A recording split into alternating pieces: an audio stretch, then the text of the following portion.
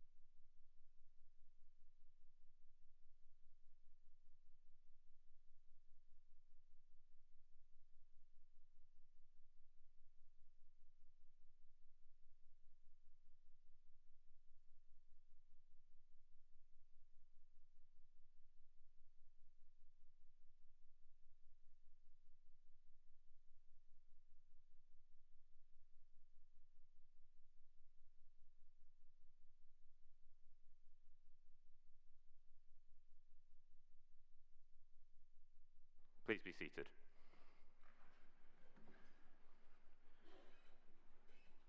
The minutes of the previous meeting have been circulated. Are they agreed?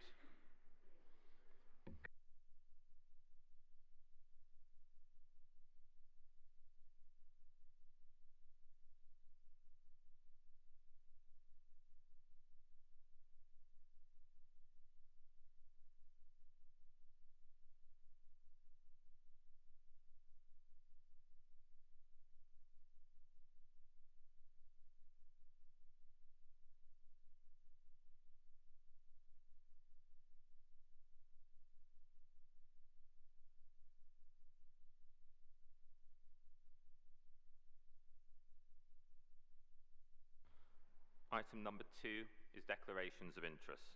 Does any member wish to declare a disclosable, pecuniary, or any other significant interest in any item being considered at tonight's meeting?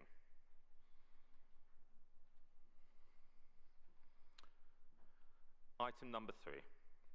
I must inform Council that Baroness Hannam, former leader of the Council in 1989, died on the 24th of January 2025. Would everyone present please stand for a minute's silence?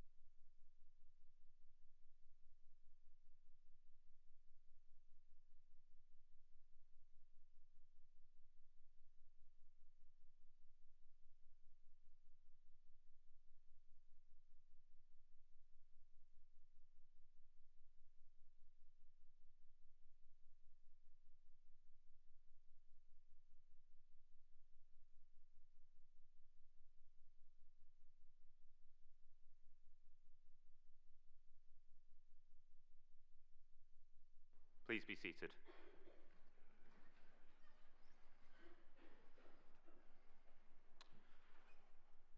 On this matter, I have the following members listed to speak: Councillor Campbell, Councillor Gardner, Councillor Wade, Councillor Wheel, and Councillor Dent-Code. Do any other members wish to speak to Baroness Hannam? In that case, I invite Councillor Campbell to speak.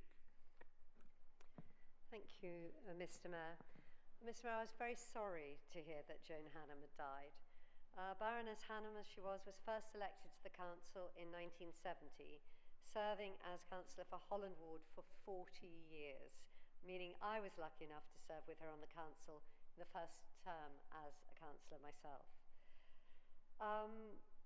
During the time she was a councillor, Joan held several roles, including being the first female leader from 1989 to 2000, a hugely impressive 11-year stint. And one of her particular interests was health. She was on the board of the Chelsea and Westminster Hospital for many years, and then was chairman of St Mary's NHS Trust for 7 years, helping both hospitals through difficult times. Following her service to Kensington and Chelsea, Joan was asked by the Prime Minister, David Cameron, to serve as a government minister in the Department of Communities and Local Government, which she did so for a further 3 years. But even in her ministerial role, her heart was rarely far from Kensington and Chelsea, and as an advocate for Cameron's big society, Joan worked with the Kensington and Chelsea Social Council to encourage local people to become much more involved in their communities. And in recognition of her service to Kensington and Chelsea, she was rightly given Freedom of the Borough in 2011, and she continued to serve as a patron of several local charities in the borough until very recently. Mr Mayor, Joan Hannam's commitment to public service was unerring. She was truly one of a kind. This borough and this country are better for her service. And my thoughts and condolences are with her family and all that knew her. Thank you. Would Councillor Gardner like to speak? Thank you, Mr Mayor. May I join all past, present councillors and staff in paying my respects to Baroness Hannam. I was very much a new councillor back in 1998 for 2 years of Joan's 11 years as leader, and I remember how welcoming she was to all members of all parties. Joan was warm and caring, but there was a very strong practical streak to her that meant that problems were there to be solved and difficulties overcome. It is because of Joan, a Holland Ward councillor for 40 years, and Mr Lydgate, that Holland Park Road Avenue isn't a red route, as they fought very hard against Mayor Livingston's wish to claim it. Aren't we pleased she did? She also set up and chaired the Earl's Court Working Party, bringing together residents, councillors, police, local organisations and businesses to tackle some of the very antisocial challenges, from prostitution to other issues in the area. She also had a scheme that directed much effort and resources to North Kensington, which was very innovative of its time. Joan was viewed by officers, residents and fellow councillors with admiration, respect and above all, affection. Her life peerage, her government role in local government and the freedom of the borough, along with chairing St Mary's Hospitals, are a few of her many achievements. When I asked a past member of staff for his memoirs, they too were filled with affection, but he did say the one thing she struggled with was timekeeping, and she was often referred to by officers as the late Lady Hannam. For me, I grew to know Joan better on a personal basis once she left the council, as she later shared an office with my mother in the Lords, and I came across her and Ian as doting grandparents in Holland Park. She was, without doubt, a remarkable lady who was so kind, had a wonderfully infectious laugh and sense of humour, and adored her family. My commiserations to them, but it was a life well lived, and she will be remembered ever so fondly by us all, and for all she did for the borough. Thank you. Would Councillor Wade like to speak? I knew Joan for several years before I became a councillor. She was simply a formidable woman. She was a no-nonsense person, a good, straightforward communicator, and all delivered with patience and charms, always approachable. She was the president of the Earl's Court Society and took a deep interest in the area for many years, often attending executive meetings, and encouraged me to become a councillor, but perhaps I didn't go for the party she wanted. She was also on the committee of the Earls Court Study Subcommittee, chaired by David Lillay, a 70s borough initiative with the vision to identify homes in poor condition with the aspiration to turn them into family homes, and in doing so, to help to improve the demographics of the ward. This study was a great exemplar of multi-layered departmental and voluntary sector input into the creation of an overarching strategy that ensured the architectural integrity of the area was retained, and at the same time delivering homes, some were still within the borough's portfolio. Her later years were overshadowed due to a medical issue, and her life changed. Despite her disabilities, her personality was still evident, forceful, sharp, and insightful. May she rest in peace. Councillor Wheel, would you like to speak? Thank you. On this council, Joan was first and foremost a Holland Ward councillor. She was a staunch worker in her ward and a staunch friend of Holland Park. She had many, many difficult issues to deal with in that ward over her years, including what you may all have forgotten, the Western Relief Road and the introduction of red routes. And in all of those, she was a staunch defender of her ward. Her real love in general on the council was social services, but she had a long history.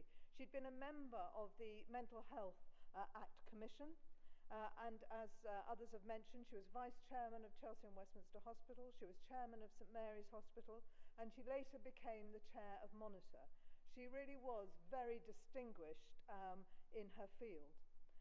When she became leader of the council, she was a role model to all of us women councillors, not just in this borough, but across the country. And then, of course, quite rightly, she was elevated to the House of Lords, where she became a Minister for Communities. She was also a devoted wife to Ian and mother to Jamie and Emma. They are a delightful family. That's given you an idea of the breadth of her public life, but it actually conveys nothing of the charming, magnetic, kind personality that was Joan. When I think of her, I do think of her guffawing, and it was always a kindly guffaw, generally at her own foibles, but also at other people's. When I visited her recently, she struggled so much physically, but the light of her personality was and is undimmed. She was an example to us all in public life about how to strive to improve people's lives, but to do it with lightness and grace. Councillor Dentcode, would you like to speak? Thank you, Mr Mayor. Joan, who I got to know quite well in my earlier years on the council, was hardworking, informed, intelligent, courteous and fierce. Also in Westminster, we crossed paths from time to time, and when she saw me, she'd pull me aside, ask me about Grenfell, and give me support and encouragement. She was unfailingly kind and supportive. Her husband Ian was of the same mould. Sitting on subgroups with him, he had always done his homework and was interested and encouraging to everybody. While of course I wouldn't support the honour system, if there was ever an elected upper house, the types of Joan rightly would belong there, and we will not see her like again, and we're all the sorrier place for it. Thank you. Thank you, councillors, for those tributes to Baroness Hannam. I can inform the council that the following residents have been recognised by His Majesty the King in the New Year's honours. Professor Frank Kelly of Imperial College London, Commander of the Order of the British Empire. Dr. Gillian Chumbley, Imperial College Healthcare NHS Trust, Officer of the Order of the British Empire. 3 people have been made members of the Order of the British Empire. Professor Daniel David of Imperial College London, Jane Lawson, the Victoria and Albert Museum, and Susan Medway of the Chelsea Physic Garden. Do any members wish to speak? In that case, I'll move to item 4, the Chief Executive's communication. I'll ask the Chief Executive to report apologies or absence or lateness from this meeting. Thank you. I have received apologies from Councillors Idris, Knight, Lowry, Marshall, Verboven and Whedon-Sands, and I've also received apologies for lateness from Councillors Husband and Svedeniuk. Thank you. Yes, Councillor Dencode. Thank you, Councillor. Item 5 is public speaking. For the benefit of members and those watching, please start your 5 minutes by saying who you are and if you're speaking on your own behalf or for others. The first speaker has asked to remain anonymous, but officers have verified that the person meets the criteria for public speaking. I'm going to read out their question. I have been an active street gang member who moved away from his past. I've done time for my crimes, for which I am not proud of it. My mental health issues make my dealings with the housing team challenging. In the light of the high crime rates in London, spike in violent crimes in our borough, where young people and even children are shot or stabbed, where the drug trade cases which cause rival gangs to kill each other, where young people are slaughtered for no other reason than they live in a different postcode area. Can the council tell residents, like myself, what help is offered to rehouse those who have left the street gangs, who have a criminal record, mental health issues, and who wish to relocate outside danger zones in order to avoid repercussions or even being murdered? Councillor McVeigh, would you like to respond for up to 2 minutes? Thank you, Mr. Mayor, and thank you very much to whoever posed this question. And I'm very pleased to hear that whoever he or she is no longer part of a gang. And just to answer some of the specific questions, our allocation policy absolutely takes into account individuals' circumstances, and particularly in this case, for those people who've recently left prison, we provide housing for up to 3 months. So it can help people get back on track with their lives. And again, if anyone has just recently left a gang, we absolutely will make sure that they're not housed nearby and that they will be away from danger. And for those with mental health issues, we have a dual diagnosis team that works very well with our housing officers, and that can cover all sorts of issues like addiction or potentially they may be homeless, and that can really help. But clearly I can't comment on the individual case here, but please, I just want to please rest assured that it is being properly considered by an officer, and if he needs someone to kind of help him walk through the processes, we definitely have people that can advocate for him and navigate the system with him or her. Thank you. Councillor Noor, would you like to speak for up to 2 minutes? Thank you, Mr. Mayor. I just want to thank the resident who raised this question to the full council for their courage to share their history in the past. As the lead member mentioned, in this council, there's a support available, those who need, which they can go through assessments. In terms of the rising crime in London, in particular, Kensington, Chelsea, it is something we are aware of, but I'm glad to say the ward I represent, the Goulburn, the council, especially the community safety team and the police, are now consulting with the local resident to devise and comment on the planned 20+ CCTV cameras to reduce crime, where those cameras to be located have been asked. So I just want to conclude is thank you again for being, the honest and brave and coming forward, but stay persistent, reaching out, and remember that you deserve a chance to move forward and find a safer, healthier environment in the coming future. Thank you. I'm now going to invite Ms. Amlak to please address the council. Ms. Amlak. Okay, this chair's a bit too low and a bit uncomfortable, to be honest with you. I've got a bad back, so it doesn't help. But so yeah, I'm here to speak about a racist incident. Some people will be aware that the N-word was written in large letters underneath the Westway. It seemed to form part of a vandalization that targeted a Palestinian mural that was there to celebrate and obviously stand in solidarity against the genocide that's been going on in Gaza. Now, my concern is that to see the N-word in North Kensington, I found very shocking. I started working here for the law centre in various solicitors' firms in 1988, and I've been up and down the streets of North Kensington and not had the horror of seeing the N-word. And, you know, looking at our history in North Kensington, we kind of dealt with a lot of this stuff. As you will know, there was what we have called the Notting Hill race riots in 1958, when fascists openly attacked and terrorized members of the African Caribbean community who were migrants, full British citizens with full rights to be here. It culminated in 1959 on the 17th of May. Some of you here know about Kelso Cochrane. He was murdered by fascists on Golborne Road, and we had put a plaque up to him in 50 years on, in 2009. And so, for me, my concern is that the rise of fascism that we've seen on the streets, we just had, I mean, I was lucky not to be in the country, but we had fascist riots terrorizing global majority people last summer. There is also the connection between Zionism, which is a very anti-Semitic and fascist ideology, but seems to be, I don't know, permeating all the organizations around the UK.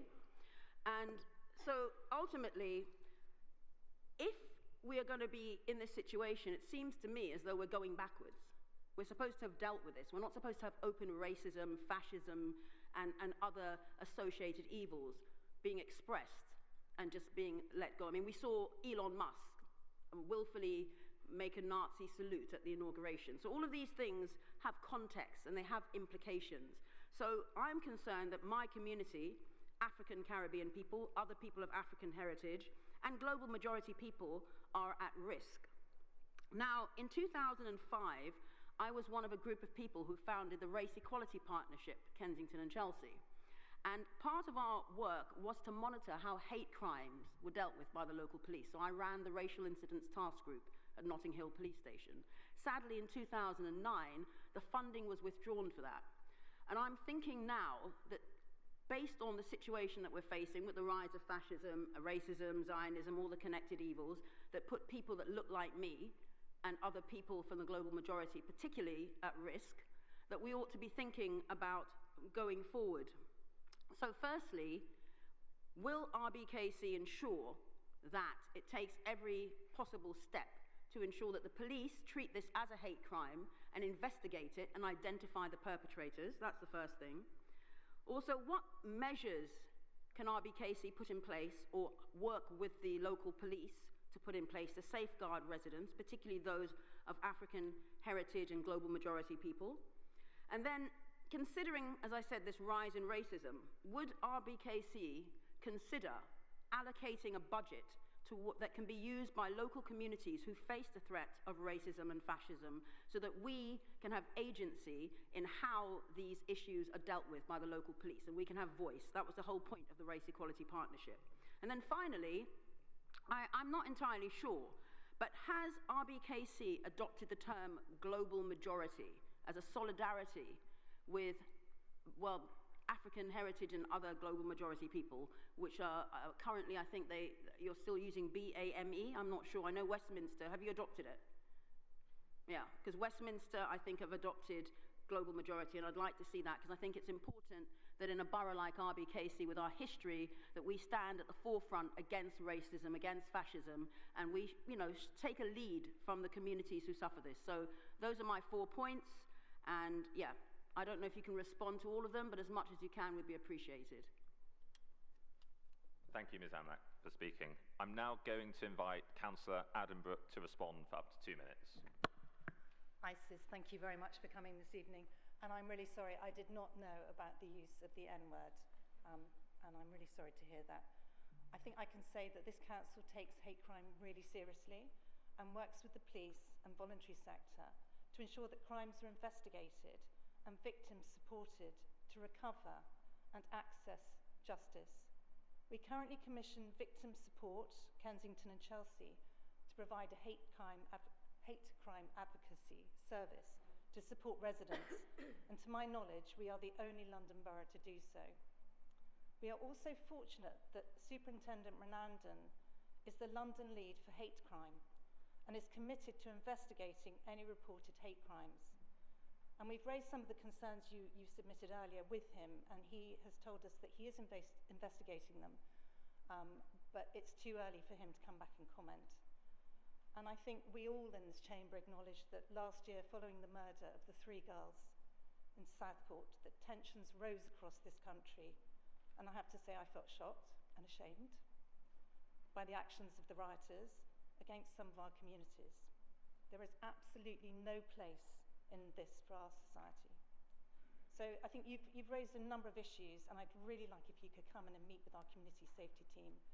And maybe you could join your Safer Neighbourhoods panel. I think there's different things that we can look at, but it's certainly something that we're aware of, and it's just not acceptable. So thank you. Councillor Thaxter, would you like to speak for up to 2 minutes? Thank you, Mr. Mayor. Thank you, ISIS, for coming with this very valid question. This recent hate crime underneath the Westway is a disturbing and urgent example of the growing boldness of racism action in the UK. This act on our community is not an isolated incident, but part of a broader pattern of racism that continues to threaten the safety and dignity of the global majority population in North Kensington. It is essential that RBKC, Royal Borough of Kensington and Chelsea, demonstrates its commitment to justice by ensuring a full and transparent investigation into this crime. This means holding the police accountable for how they handle the case, ensuring the perpetrators are identified and persecuted, and taking concrete steps to prevent further acts of hate in our community. Beyond this specific incident, we need a long-term strategy to address racism and community safety. This includes longer protection for residents, clear actions against hate groups, and sustained investment in anti-racist policies and initiatives. We will not be silent. We demand action, accountability, and lasting change to ensure that North Kensington remains a place where all members of our community can live safely and with dignity. Thank you, Mr. Mayor. Thank you again, Ms. Amlak, for coming in to speak tonight. I'm now going to ask Mr. Evans to please address the council. Mr. Evans. My name's Leighton Evans. I'm the Vice Chair of Lancaster West Voices, and I'm here to ask some questions of the council on behalf of the residents of the estate.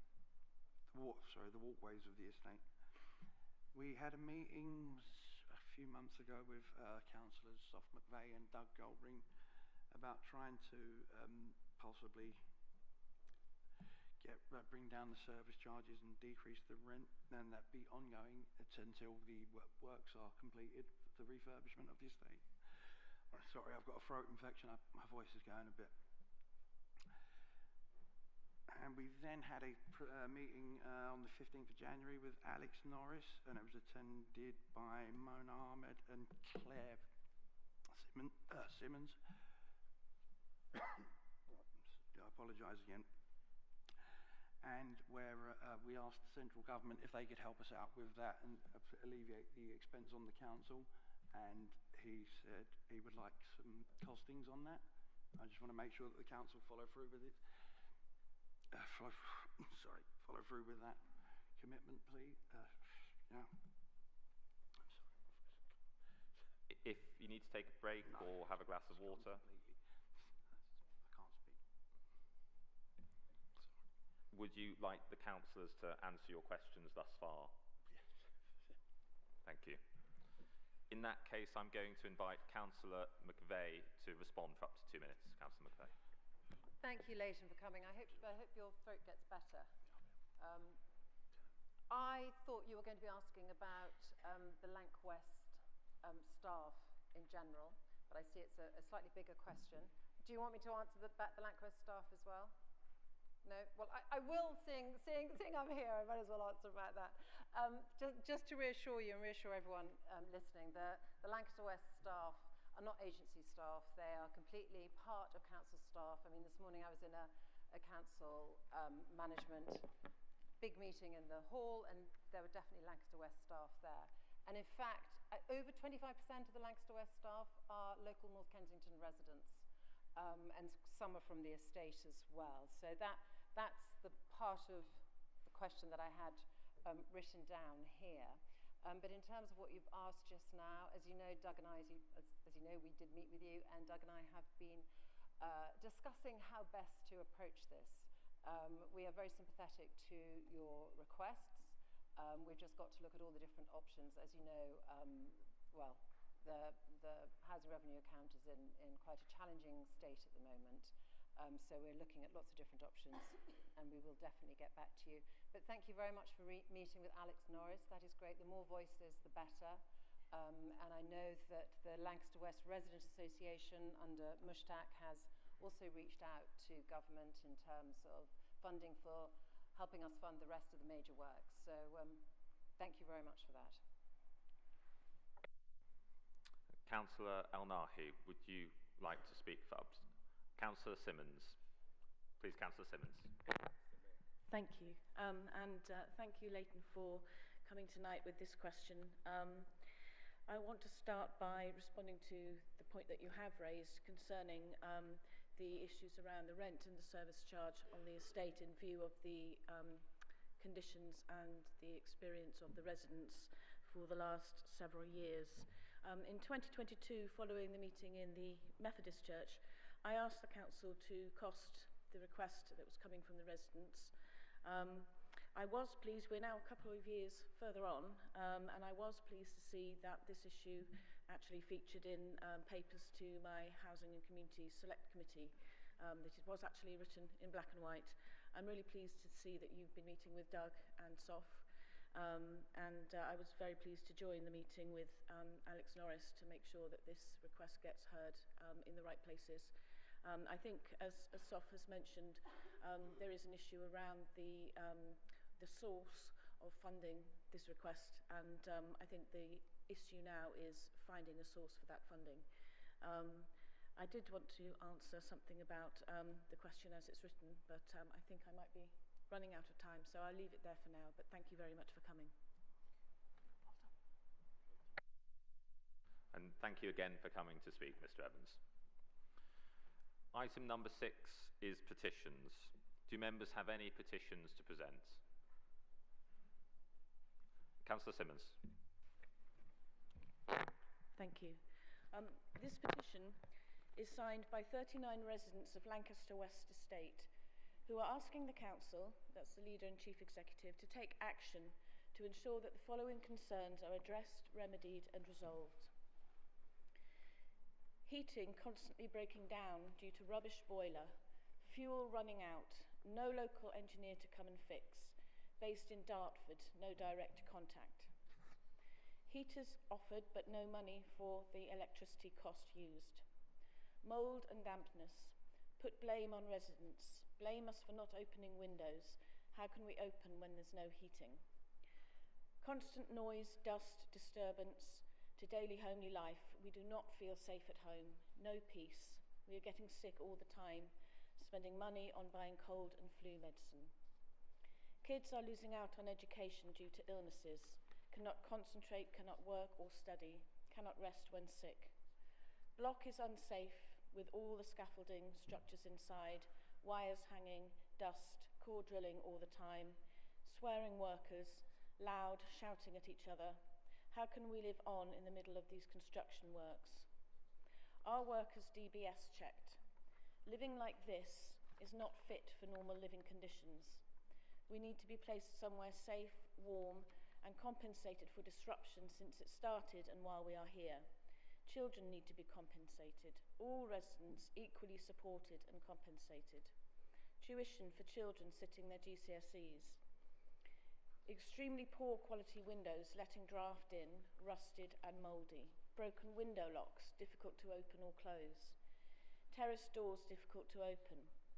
Main entrance doors broken, unsafe, so many strangers coming in. Paying extra electricity because the scaffolding blocks the light.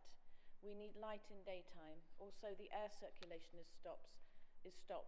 Even this can bring dampness into homes. The policy on internal homes refurbishment is unclear, as in who gets refurbishment and who does not. There should be a clear plan for all residents equally, block by block. Rusted old baths, old filthy water tanks. Some people are receiving everything and some nothing. All equally should be helped with the same quality of support, all treated the same way. There should be especially a dedicated person who deals with communication between residents, W11 and workers. We should not be having to discuss our issues with construction company letting people into homes. Someone should be specially trained to check the boiler. There are people smoking cannabis on the stairs. This is what we feel and remember at this time of writing, on the moment. Our home quality of life is zero. Grenfell, health, refurbishment is on our daily talk. We are unable to think clearly and get on with our lives as other people are that live away from the estate. We are ashamed to invite our family and friends because the state of our blocks is disgusting and unsafe, with mould, dust from construction. We do not want all the unnecessary lights in corridors 24/7 all the time. The screen TVs inside, what are they for? During refurbishment, things get damaged and no one offers compensation. Complaints are passed from one person to another, then taking longer and longer or forgotten. Individual cases of residents' mental health and stress are not considered. What happened to the personal grant we have been promised for vitamins to support our health in the Restorative Justice Programme? Why is it taking so long to pay towards tenancy sustainment grant? People applied but have received no update or payment. Forms are getting lost. There are many other issues. We wish to have a timeline of when all these will be fixed. They say they are working on boilers, but that by the time it's fixed, it is late at night, so if we have any issue, we don't know where to go. Like today, no news of heating. Thank you. Thank you, Councillor. I'm informed that petitions will be referred to the leadership team or committee within whose terms of reference they fall. Item number 7 is the statement by the Leader of the Council and the response by the Leader of the Opposition Group. So I now invite the Leader of the Council, Councillor Campbell, to address the meeting for up to 5 minutes. Councillor Campbell. Thanks, Mr. Mayor. Well, Mr. Mayor, the only place I can possibly start tonight is with some outstanding news for this organisation and for the young people we support. Children's services are frequently in the headlines and often the news will be centred around failures or cuts, but not for us. This month, we were delighted to receive an outstanding verdict from Ofsted for our children's services. For an unprecedented third time, inspectors concluded that young people in this borough received excellent services that made a significant difference to their lives. And this marks a decade of being outstanding. A national first and a statement of intent that we mean business when we say we want to be the best. Mr. Mayor, my ambition for us to be the best council is unwavering, a council that's greener, safer and fairer for its residents. As I'll outline tonight, the wider picture may be gloomy, the headwinds troubling, but it doesn't mean this council cannot succeed, and in recent months it has shown that it can do exactly that. Mr. Mayor, it's been a hectic and busy start to the year, and it's not all good news, I'm afraid. I've been busy not only as leader of this council, but as a representative for London. You see, we are suddenly having to fight hard for the capital, after a raft of changes made by the new government begin to bite, and having the chilling effect we warned that they would have. The Chancellor announced today a shopping list of projects for growth, but they're so out of kilter with the disastrous budget last year, they provide little reassurance. The government is slowly revealing that it doesn't have a plan for London, and no plan for London means no credible plan for the UK. Mr. Mayor, I'm proud that this borough is a cosmopolitan one. It's something that sets us apart from the rest of London. However, it has meant, and it will mean, that we've been more impacted by the changes to non-dom arrangements more than most. a punitive charge that by some reports has left to one person leaving the country every 45 minutes since the announcement. A huge drain of talent and wealth generation made even worse by the new tax on businesses. Mr. Mayor, businesses are the backbone of this borough, providing jobs for residents, business rates to fund council services, and a reason for people to come and visit RBKC. To be a thriving borough, we need our businesses to succeed. They deserve our support, not a new tax. Mr. Mayor, whether it's changes to non-doms or higher taxes on businesses, the Chancellor's budget was bad for London and bad for this council.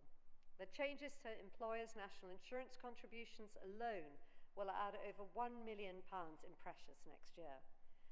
I'm afraid, Mr. Mayor, it's not just the ramifications of that budget that we're having to contend with, though.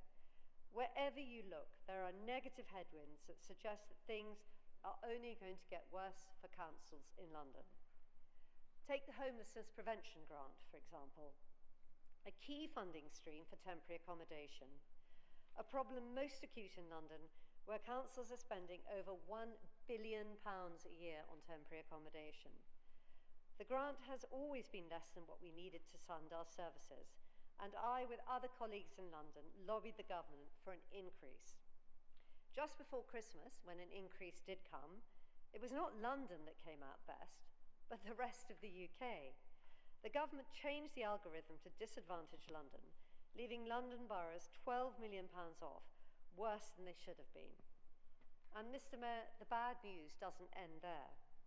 The government then changed the formula, meaning that the councils could only spend 20% of the grant on temporary accommodation, leaving London councils with an additional black hole of £20 million. We want to try and help ourselves, but the government is tying our hands behind our backs, messing around with formulas and algorithms, leaving us second-guessing every decision. This is no way to govern. Homelessness prevention funding is just one example. There are many others I could have picked. Changes to planning targets, the upcoming spending review, a new funding model for councils. It all illustrate what lies ahead of us.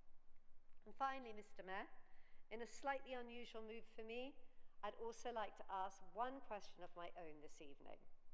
Would the Leader of the Opposition outline the Labour Party's position on Heathrow in his remarks tonight? Because I am confused. Is it Team Sadiq or is it Team Reeves? Is Heathrow expansion good or bad, Councillor Ali? Could you please illuminate us? Thank you.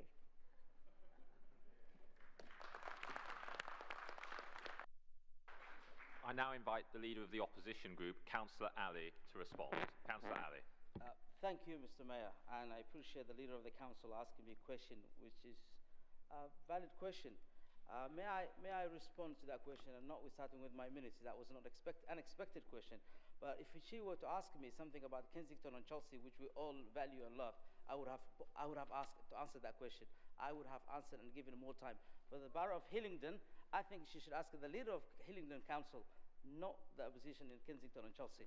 Thank you very much. I hope that will be the answer for you. It's Hillingdon matter, not Kensington and Chelsea matter.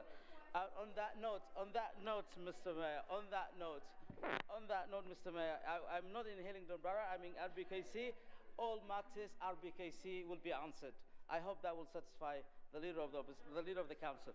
Coming back to Mr. Mayor, may I thank you, you and all other councillors in the borough, in our staff, our officers, had a good New Year and also good Christmas over the period last month.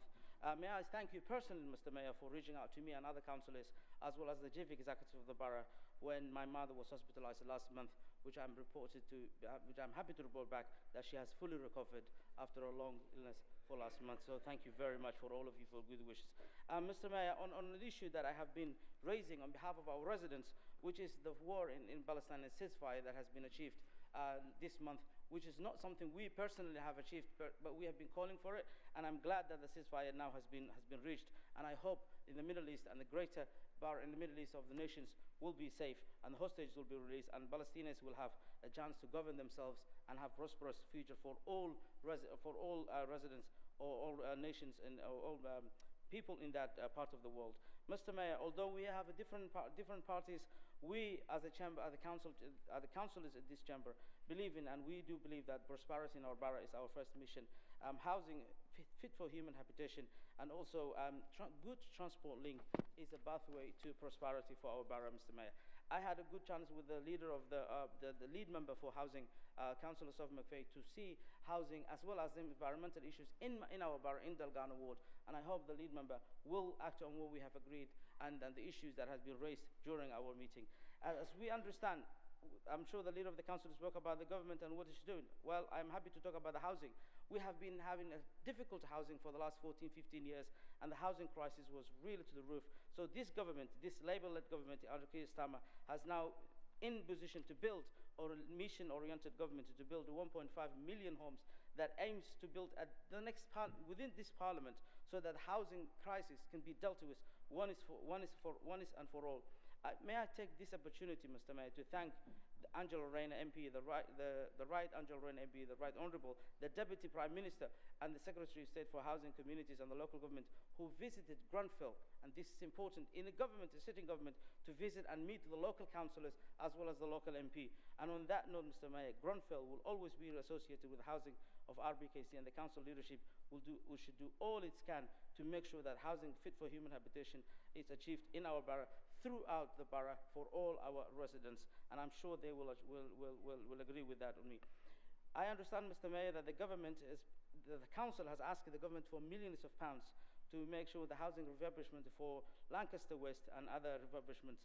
I'm sure as the Labour councillors, we will be happy to support to reach that goal and to get some funding, but scrutiny and accountability, especially in particular, Grenfell scrutiny is the #1 key for us, and working with the local residents, not just Lancaster West, and also beyond.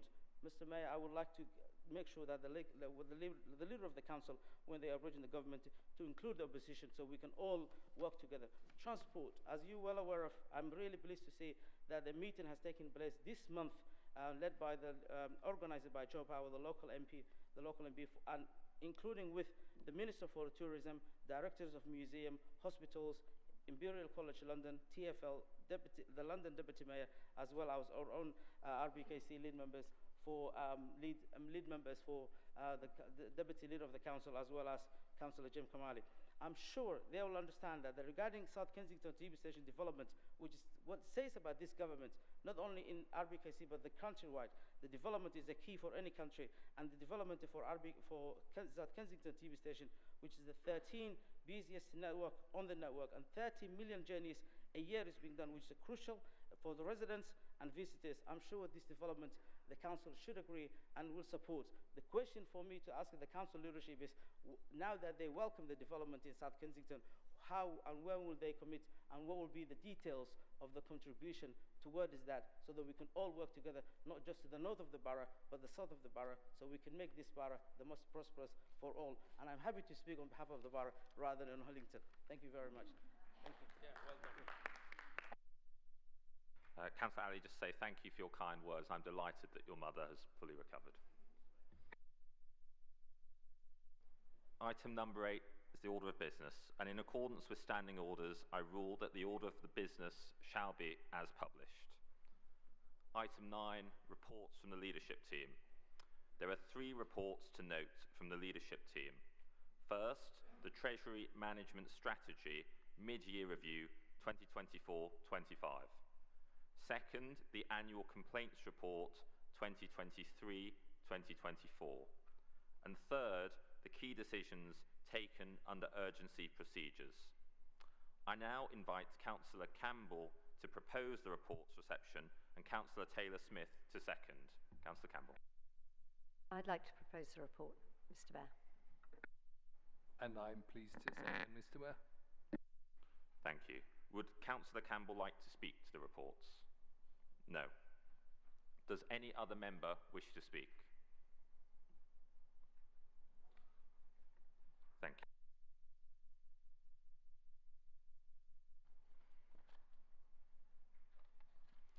In that case, does the Council agree with recommendations to note as set out in page 26 of the agenda pack? All those in favour, please indicate now. All those against? And any abstentions? I declare the recommendations noted. Item number 10 are reports from council side committees. There are 5 items from the Administration Committee. First, to adopt the Pay Policy Statement 2024-26. Second, to improve the polling districts and places review. Third, to amend the Constitution. 4, to re-adopt the Council's Constitution. And 5, to note the transfer of Civic Honours 256, the City of London and South East, multi-role medical regiment.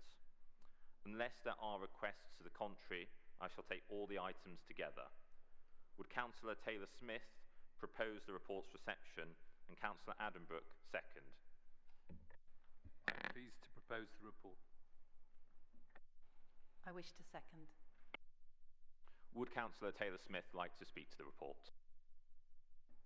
No, Mr. Mayor, I don't think there's anything I wish to add. Thank you. Thank you, Councillor. Does any other member wish to speak? In that case, does the Council agree with the recommendations as set out on page 97 of the agenda pack? All those in favour, please indicate. All those against?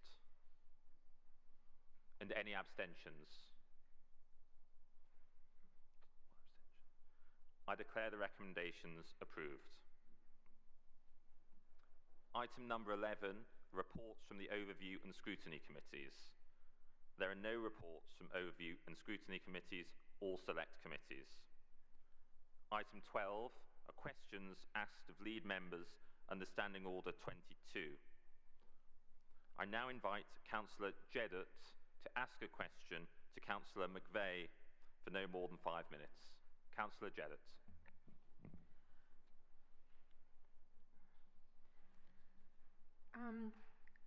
How can Dalgano ward residents living on the estates run by the council, their voices can be heard and concerns taken into consideration when our tenants consultative committee takes place on 14th, when some choose to walk for Grenfell, only recognized by the council as an association representatives can attend speaking on behalf of those living on those estates.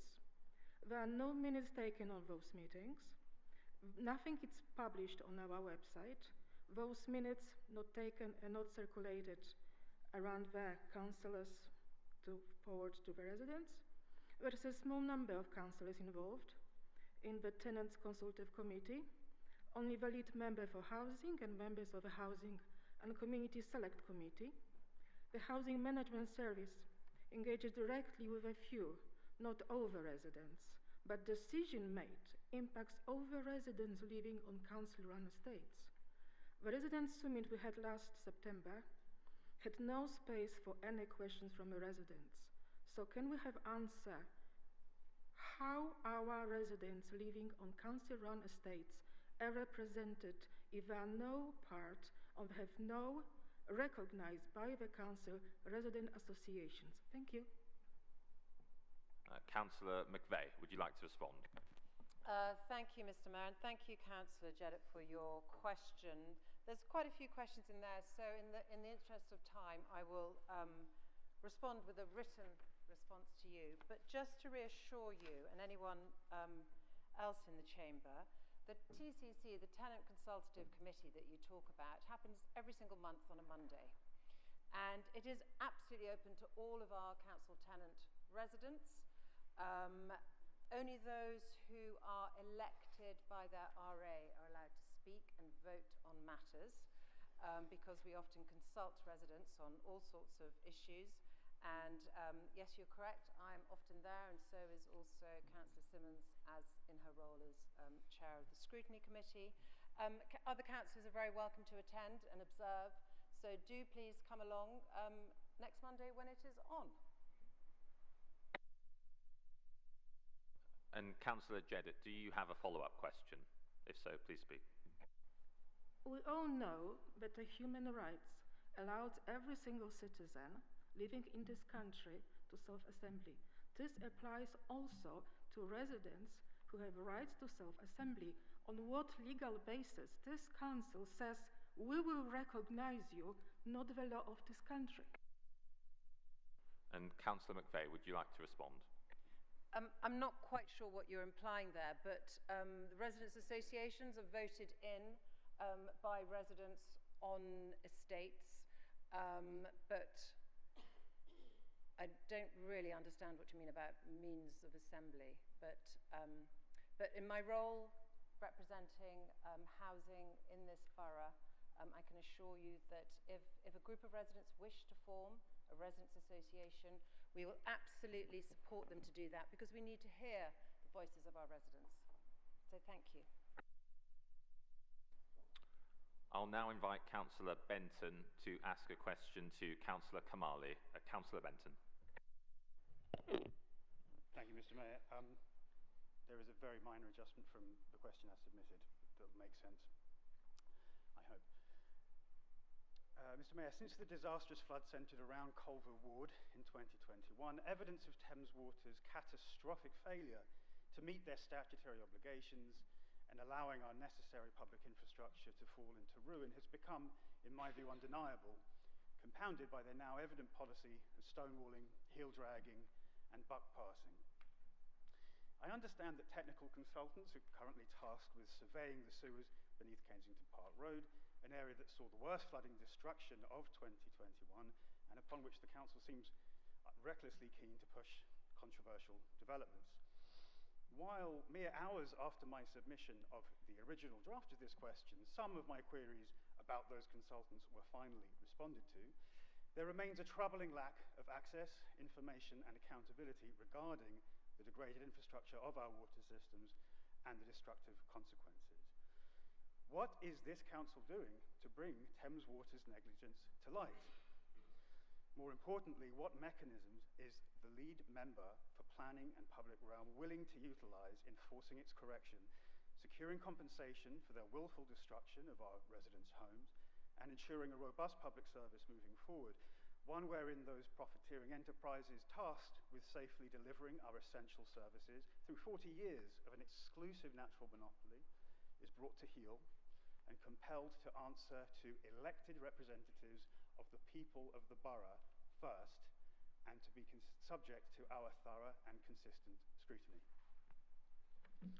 Councillor Kamali, would you like to respond? Thank you, Councillor Benton. Obviously, the floods of 2021 affected more than just Colville Ward, and I know just how impactful flooding can be for people, depriving them of the safe use of their home, and in many cases meaning that they weren't able to return for a number of months. You ask what Kensington and Chelsea has done. Most notably, I think we now are one of the key local flood authorities in the Pan-London strategic flooding work that's headed up through London councils.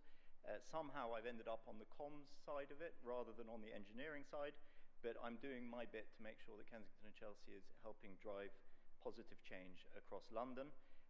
Most recently, in fact, I was stood atop the new Chelsea Quay down in Royal Hospital Ward, where they've opened the new Thames Tideway Super Sewer, one of these enormous engineering projects which are really useful for London to move into the modern era. I agree with you, our infrastructure does need wholesale improvement across the city. But the volume of water that landed on that day, as I've been told, was 8 times the amount that could fit inside this new super sewer. So what we need to continue to do is to empower residents to make sure that their homes are as safe as possible.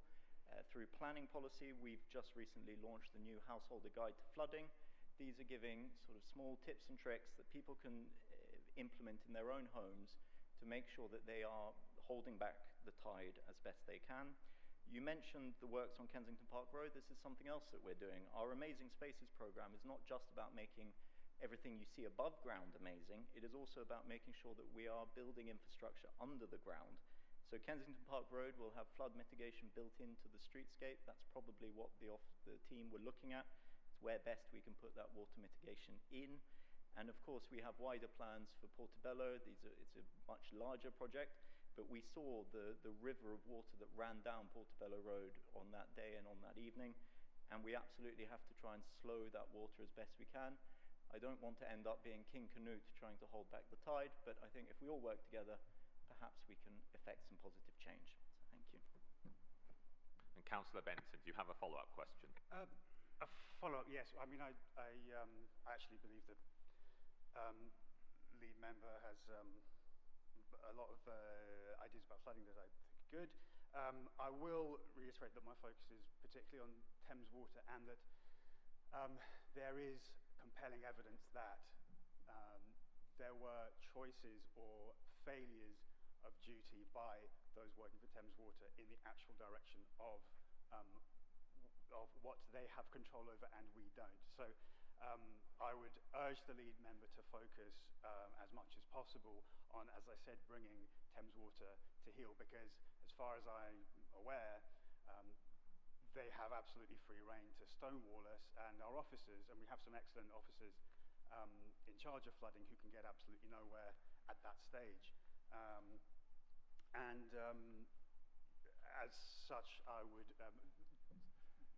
always keep the focus on, you know, what we can do, and when we can't do things, then, you know, to contact the Secretary of State or whatever it is, to regain control of those services that we all need. Thank you very much. And Councillor Kamali, would you like to respond? Thank you. Present company excluded, the former MP for Kensington did great work in trying to hold Thames Water to account, and I would welcome the current MP for Kensington having a similar high regard for the work that she did. Thank you. Item number 13, matters of local concern, raised under Standing Order 11. I have the following members listed to speak for up to 2 minutes each on a ward or other live issue that is primarily local in nature. That is Councillor Thaxter, Councillor Hargreaves, Councillor Petit and Councillor Rendell. So Councillor Thaxter, you're indicating Councillor El Nahi will speak instead? And for local issue, perfect. Change that.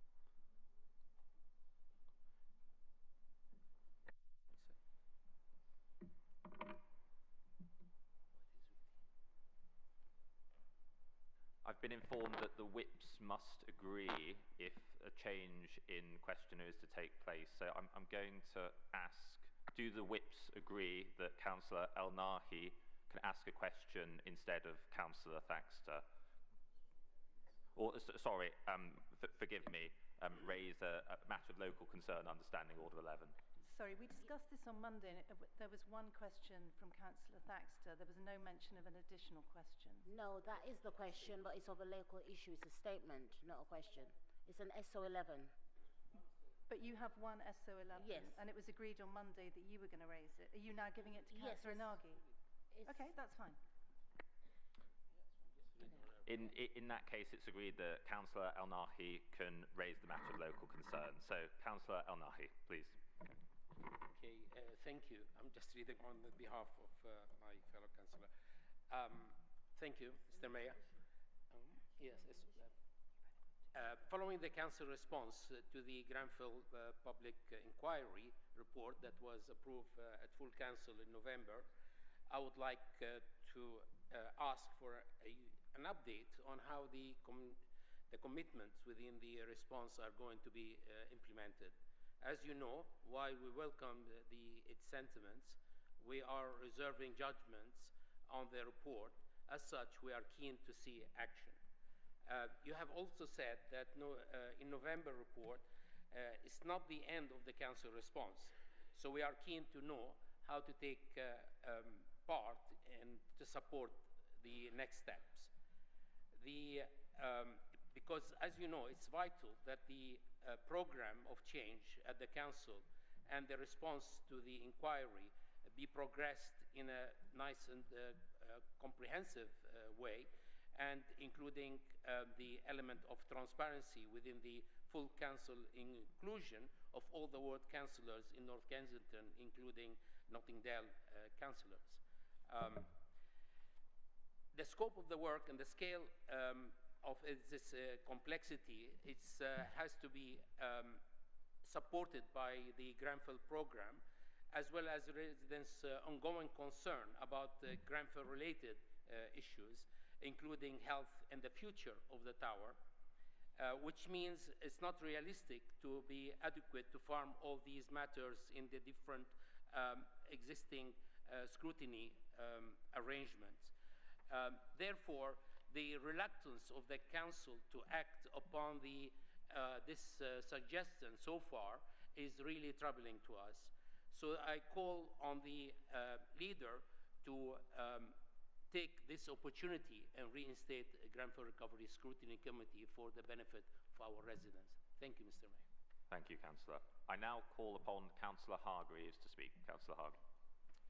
Mr. Mayor, thank you very much indeed. The issue of local concern that I wish to raise is in regard to the list produced by the Post Office just before Christmas of over 100 post offices that are being considered for closure as they move forward.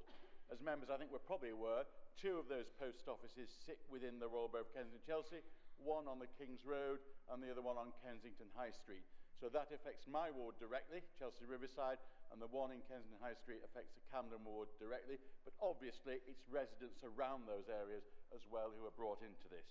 We did raise a petition with our local residents before Christmas and got between the 2 wards, got over 3,000 signatures, and I know the lead members for economic development and the communities have written to the post office to express our concern and ask that they consider very carefully that those 2 post offices should remain open.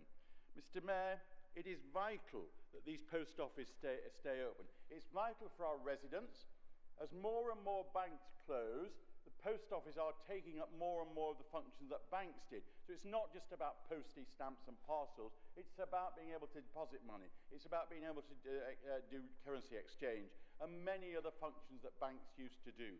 So these post offices now are sitting right in the heart of our communities and providing a vital role for our residents. It's important that we keep these post offices alive because of what they do for our high streets. They bring people into our high streets and they help keep our high streets alive and busy with people. And it's important we keep these post offices alive for local businesses who use the post offices to deposit cash and all the other services that the post office offer.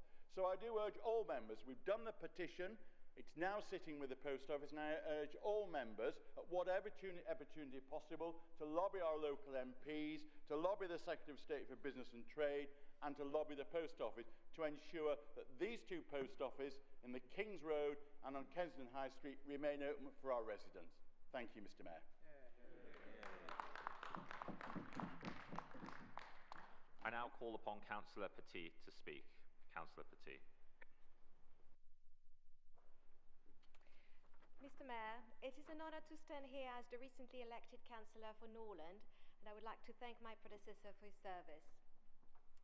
I want to take this opportunity to discuss an issue that concerns all of us, and especially the residents of Norland Ward, the management and preservation of our historic streets of Kensington.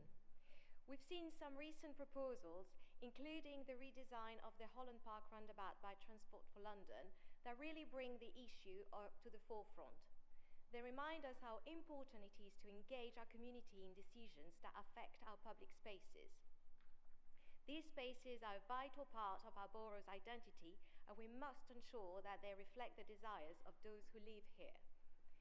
In light of these challenges, we must take decisive action to ensure that our green spaces remain protected, and specifically for the trees along Holland Park Avenue to be safeguarded so that we can preserve the unique character of our borough.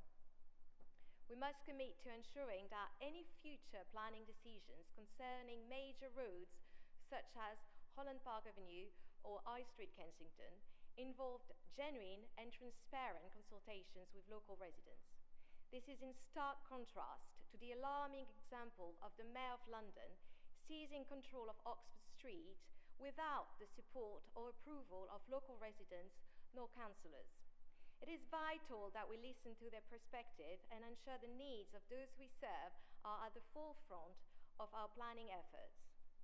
I urge all key stakeholders, from councillors to the MP and the Mayor of London, to collaborate in protecting our local environment, and to respect the voice of our community. Thank you for your attention.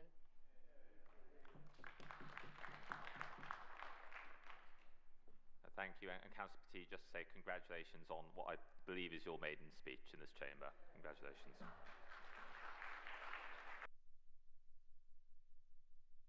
I now call upon Councillor Rendell. Councillor Rendell.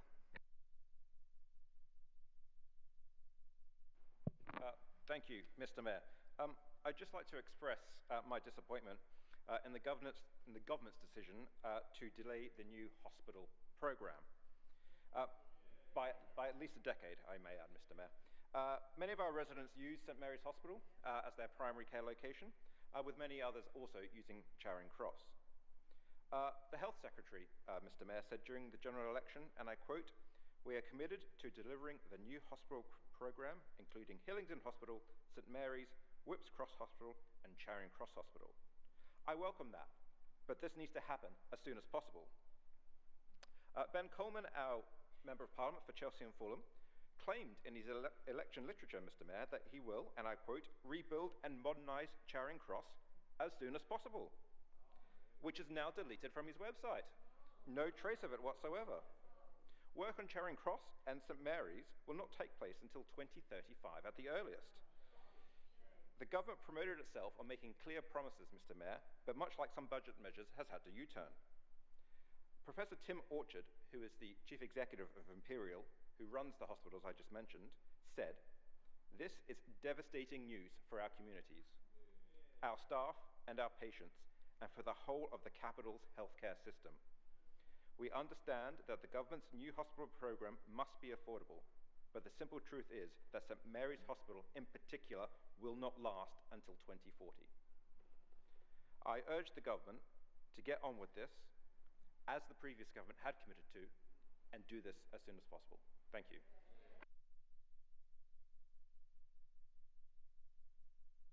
Item number 14 is motions, and members will see that we have 5 motions printed in the agenda. As there is altered text, I shall be referring to the copies in the supplementary papers pack. Motion number 1 on antisocial behaviour by some delivery drivers is deferred, so we will move to motion 2. That motion is about bringing parking services in-house. With members' consent, we will use the altered text on page 11 of the supplementary papers. Do you agree? That's agreed. Would Councillor Bakhtiar formally move the motion, and would Councillor Benton second? I beg to move, Mr. Mayor. Seconded, Mr. Mayor. In that case, I now invite Councillor Bakhtiar to speak for up to 5 minutes. Thank you, Mr. Mayor. Mr. Mayor, this motion, before going into motion, I would like to explain something. This motion was originally submitted in August 2023 as motion number 5 on the Council agenda. The delay in addressing it, largely due to the Council's aim to conclude meetings by 9:30 p.m., has resulted in an unacceptable backlog of motions. Policy change and debate are core responsibilities of councillors. One of the best decisions this council made after the Grenfell Tower fire was allocating the first hour of council meetings to residents and those affected by the fire. This allowed them to address the council directly with their concerns. However, what was not accounted for was the fact that councillors lost an important hour to propose and debate motions. This oversight has only become apparent now. That's why I have waited 19 months to present my motion tonight. In that time, only 6 motions have been debated, which is far from acceptable. The solution should have been to extend the council meeting by an additional hour, allocating 6:30 p.m. to 7:30 p.m. for residents and those affected by the fire, as we have seen earlier, and then continuing with the normal council business, including motions from 7:30 p.m. to 10:30 p.m. I am asking the council leadership and the chief executive to take immediate action to remedy this scheduling issue so that councillors... Sorry?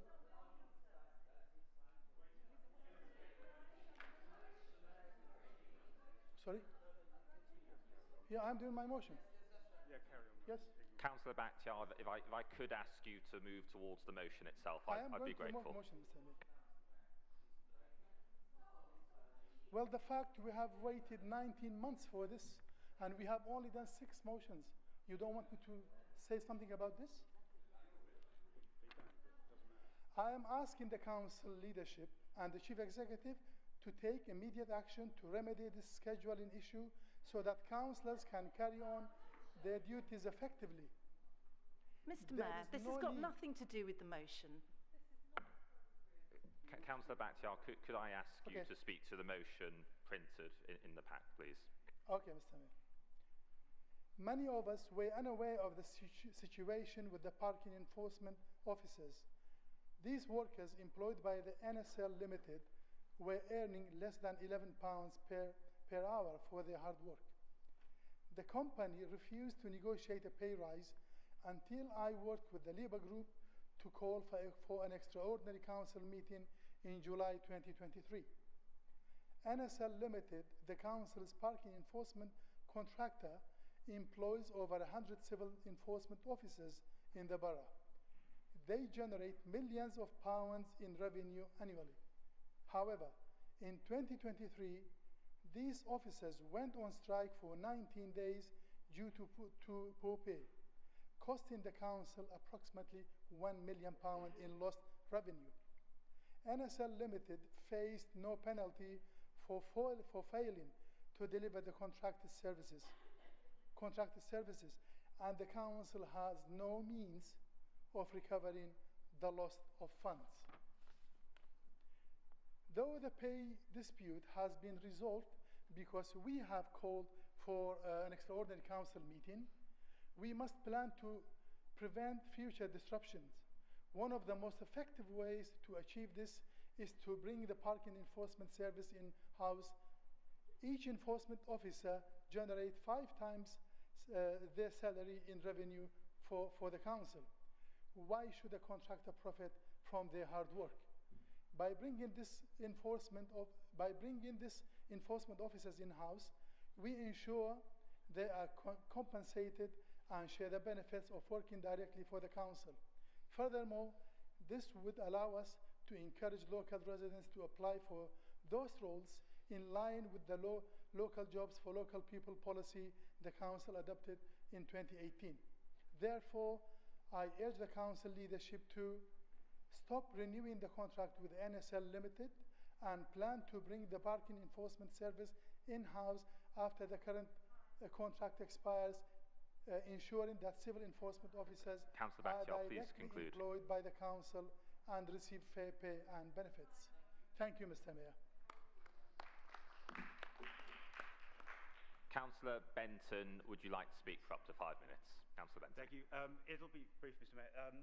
Just to say that given the catalogue of disasters through procurement and contractors in pretty much every facet of how this council operates, which as often as not seems to result in us wasting more and more and more money, I would hope that this council would actually welcome the opportunity and the what I believe would be extended efficiency secondary to the ability to actually pay and treat workers more fairly, that this motion would actually bring into effect. Thank you.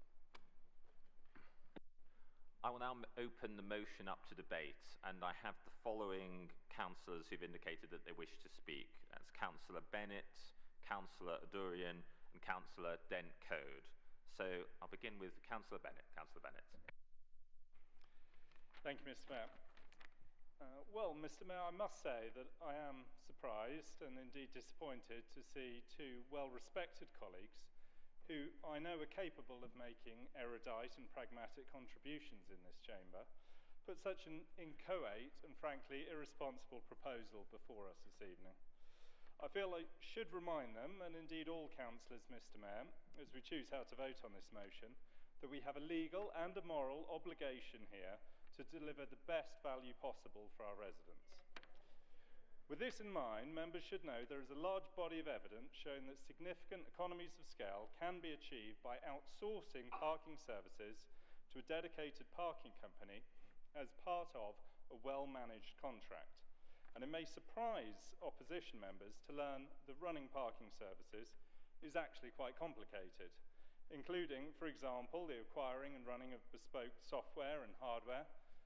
Perhaps Councillors Benton and Bakhtir will give a hand with that, I don't know. Handling significant levels of ongoing training and managing large quantities of legally sensitive correspondence, to name just a few activities. Common sense, as well as the available evidence, dictates that these activities would not be delivered more effectively by an individual borough, even a royal one, than by an organisation that focuses on this task alone and delivers it across a large number of local authorities. And indeed, Mr. Mayor, to use a fashionable phrase, that is our lived experience. In our BKC, we have one of the most professional, hard-working and ruthlessly efficient parking enforcement teams that wayward parkers are ever likely to have the misfortune to encounter. So, Mr. Mayor, to fly in the face of all this evidence and ask us to pass a motion tonight that could have a substantial impact on the finances of this council, one would expect the councillors opposite proposing this motion to bring forward a well-reasoned proposal with meaningful counter-evidence. At the very least, Mr. Mayor, at the very least one would expect some sort of estimation of the savings that this proposal could achieve. But unfortunately, unless I am missing an appendix, and apologies if I am, this motion contains nothing of the sort. Instead, we are asked to make a decision with far-reaching financial and service implications for our residents based on nothing more than a hunch. A hunch that by eliminating something horrible called profit, we might be able to achieve better value for money in delivering a complicated service that we have no experience in than could a dedicated provider with a strong track record. I suspect, Mr. Mayor, that in reality the motivation behind this motion is not actually a desire to achieve better value for money, but rather that our Labour colleagues are letting their socialist biases and their aversion to private enterprise get the better of them, and are taking any opportunity possible to oppose the principle of outsourcing, regardless of the evidence and regardless of the cost to our residents. So I encourage members across the chamber to act responsibly, to put value for money for residents ahead of political ideology, and to vote down this ill-considered motion.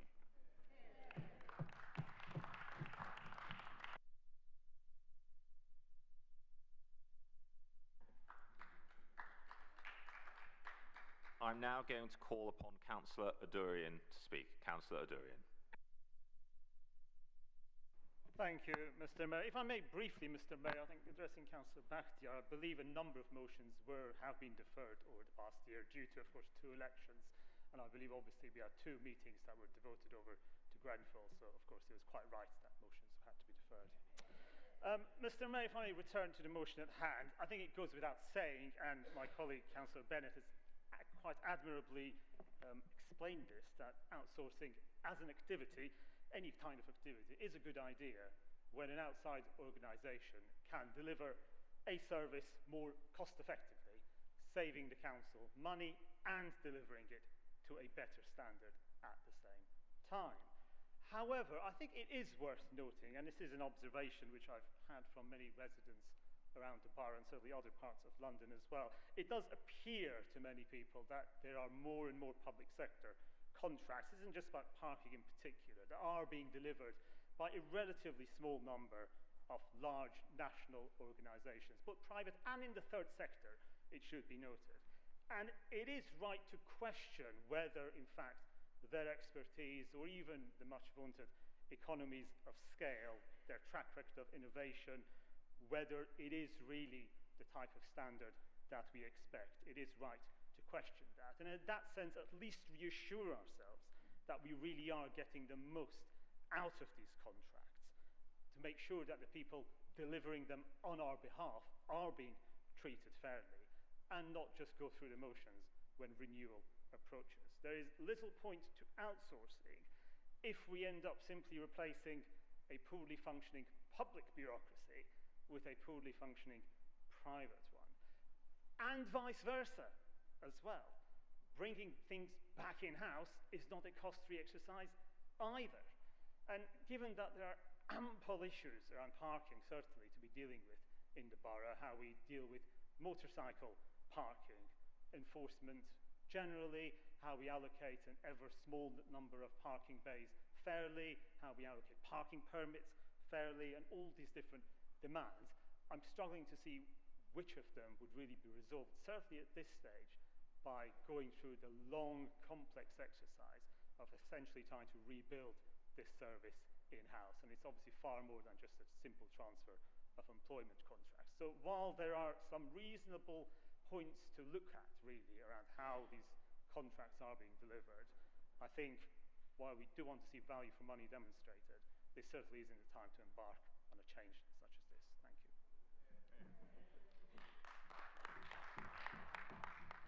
I'll now invite Councillor Dentcode to speak. Councillor Dentcode. Thank you, Mr. Mayor. Much as it goes against the grain for me, I cannot support this motion. Obviously, we have to look at all the different aspects of these things when they come forward, and one of them is particularly the point of view of the people actually delivering the service. I have been lobbied by the union concerned to actually have this motion removed from the council, because the workers involved have told their union that they do not wish to be brought back into the council, because after their strike, and good for them, they achieved the far better pay and terms and conditions, and they're quite satisfied for the moment, and they have appealed to me, and I did pass this on, but Councillor Bakhtiar was determined to continue with this. So it does go against my socialist principles, but we should listen, obviously, to the workers involved who are actually delivering the service and who, for now, are quite happy. Let's keep an eye on that. As it comes to renewing a contract, and I'm sure there are other things that can be looked at, if we aren't employing local people, and I think the initiative for local jobs for local people was my colleague Councillor Thaxter, and good for her, and we should always be employing local people for these roles where we possibly can. So I do think that could possibly be an issue in the next contract, and obviously we should go through them line by line. But as I say, as much as it goes against my principles, we should listen to the workers, and they directly appealed to me to ask for this to be removed. So I will not be supporting this motion. Thank you.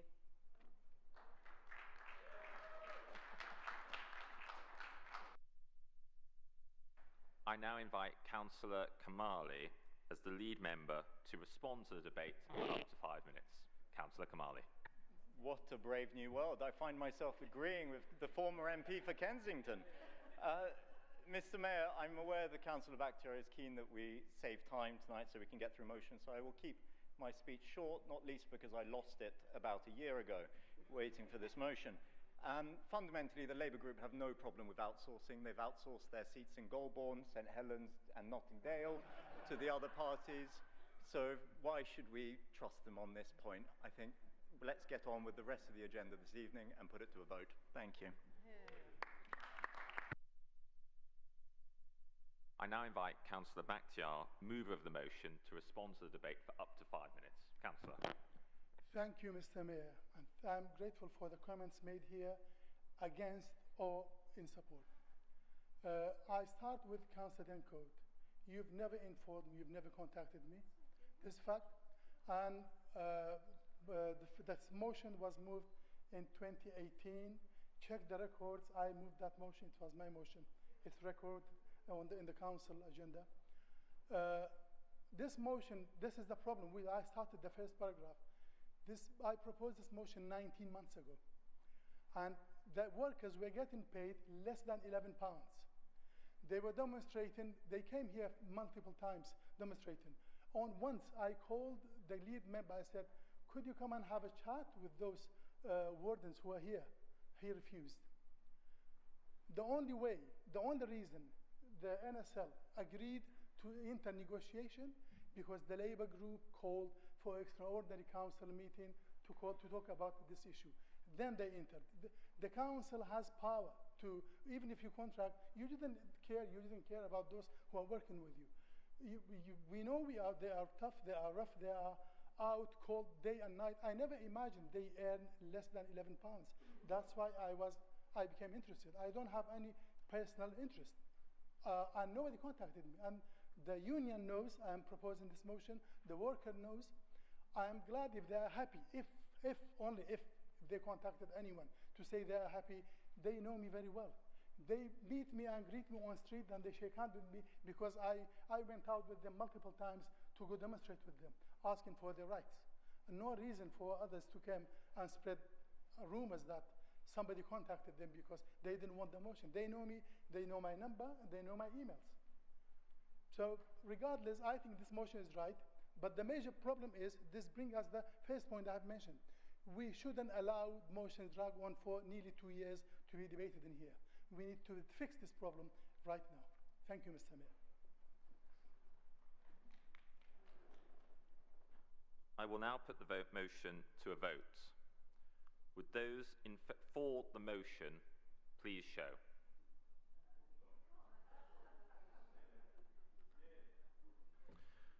Would those against the motion please show? Are there any abstentions? In that case, I declare the motion not carried. Motion 3 is about an artificial intelligence framework. Would Councillor Evans formally move the motion and Councillor Aretti second? I beg to move, Mr. Mayor. I beg to second, Mr. Mayor. Thank you. In that case, I now invite Councillor Evans to speak for up to 5 minutes.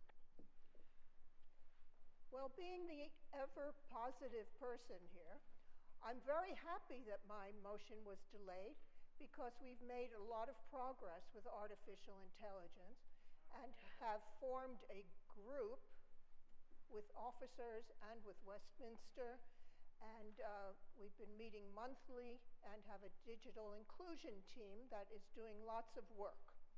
But we are here now to talk about artificial intelligence because it is our next step, and it is something that will benefit everyone in this room and all of our residents. By introducing more artificial intelligence, we will improve customer service. There's no doubt about it. There will be virtual assistants, there will be chatbots, and our residents will be able to engage, even people who are digitally excluded. And this chatbox can handle routine inquiries, provide information, and assist residents 24/7. They can reduce waiting times and freeing up staff for more complex issues, thus making the council more efficient. There will be personalized communications. AI can analyze data and to tailor communication and services to individual residents' needs, improving engagement and satisfaction. It can address language difficulties and have on-the-spot vocal recognition and translate and engage with our non-speaking residents. It can do data analysis and decision-making on things such as housing, parking, and social services, children's engagement. And it will speed up a lot of time for officers and for lead members. AI can do predictive analytics.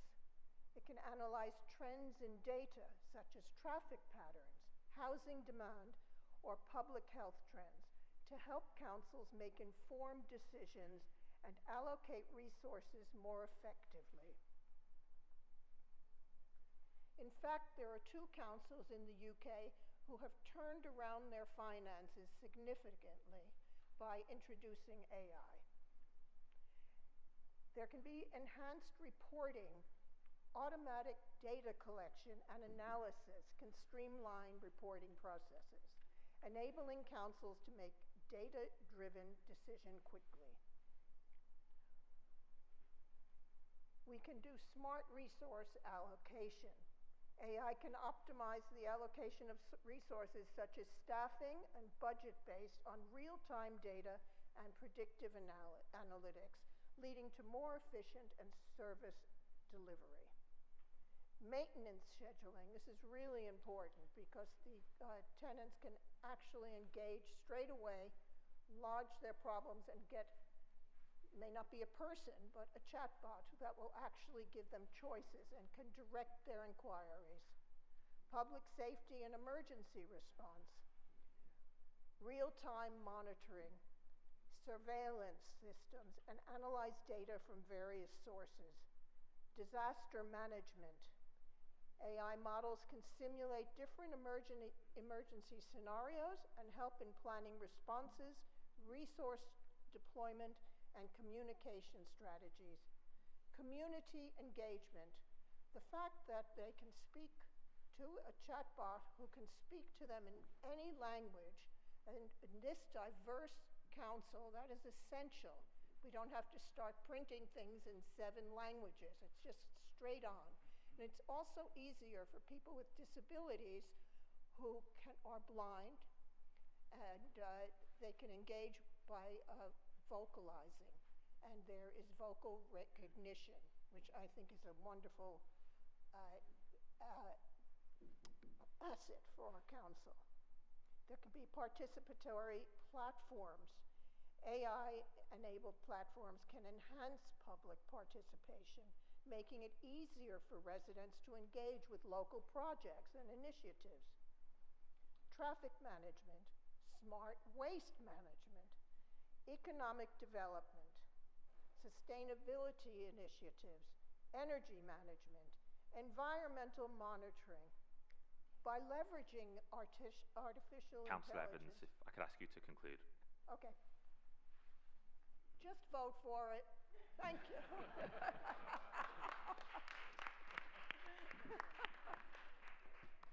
Councillor Aretti, would you like to speak at this point? Yes, Mr. Mayor, but Janet spoke as if she... Sorry, Councillor Evans spoke as if she was a PhD AI graduate, so I think I'm just a normal graduate, so let me keep my speech short. Thank you, Councillor Evans, for bringing this motion forward.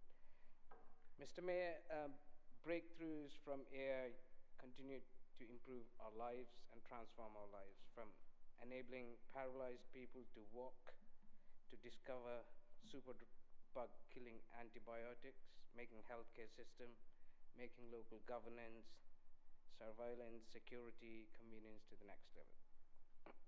Recently, the UK became the first country to host AI Safety Summit, organized by former Prime Minister Rishi Sunak, bringing all countries together, the lead tech companies together, the researchers, local bodies together, in order to improve and make laws and policies that would help both the governments, the people, and globally govern the AI laws that would help our lives, to improve our lives, and secure laws that would help people to be the best. However, there are problems with AI. Cybercrime increasing, cyber frauds becoming more rampant. It's our duty to safeguard people who are vulnerable. To tackle these problems, I welcome the LOTI, the London Office of Technology and Innovation formation, which is a breakthrough in collaboration of all councils to enhance, protect, and safeguard our lives and our freedom. So I call on the lead member to produce an AI framework in RBKC, so we continue to produce and improve potential AI adoption models. So eventually we'll improve our residents' lives and transform our services within the borough. Let's embrace technology for good things, let's work together to change this world for a better living. Thank you, everyone. I hope everyone would support this motion. Thank you.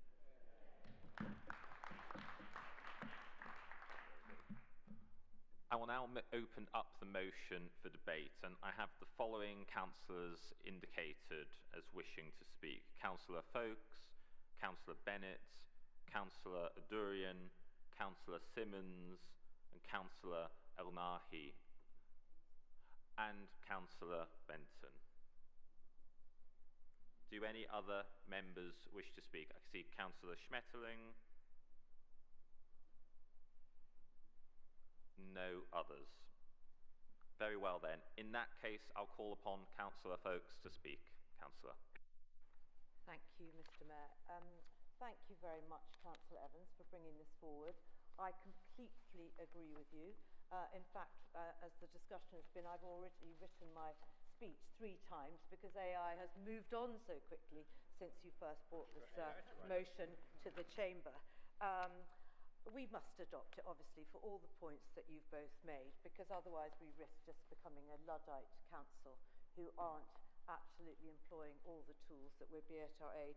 In fact, in children's services, it's something we're really seriously looking at. We're just about to start a pilot that can reduce doing reports, certain reports, from 7 hours of officer time to about 3 hours. So you can imagine the significant savings that can come from using a tool like that.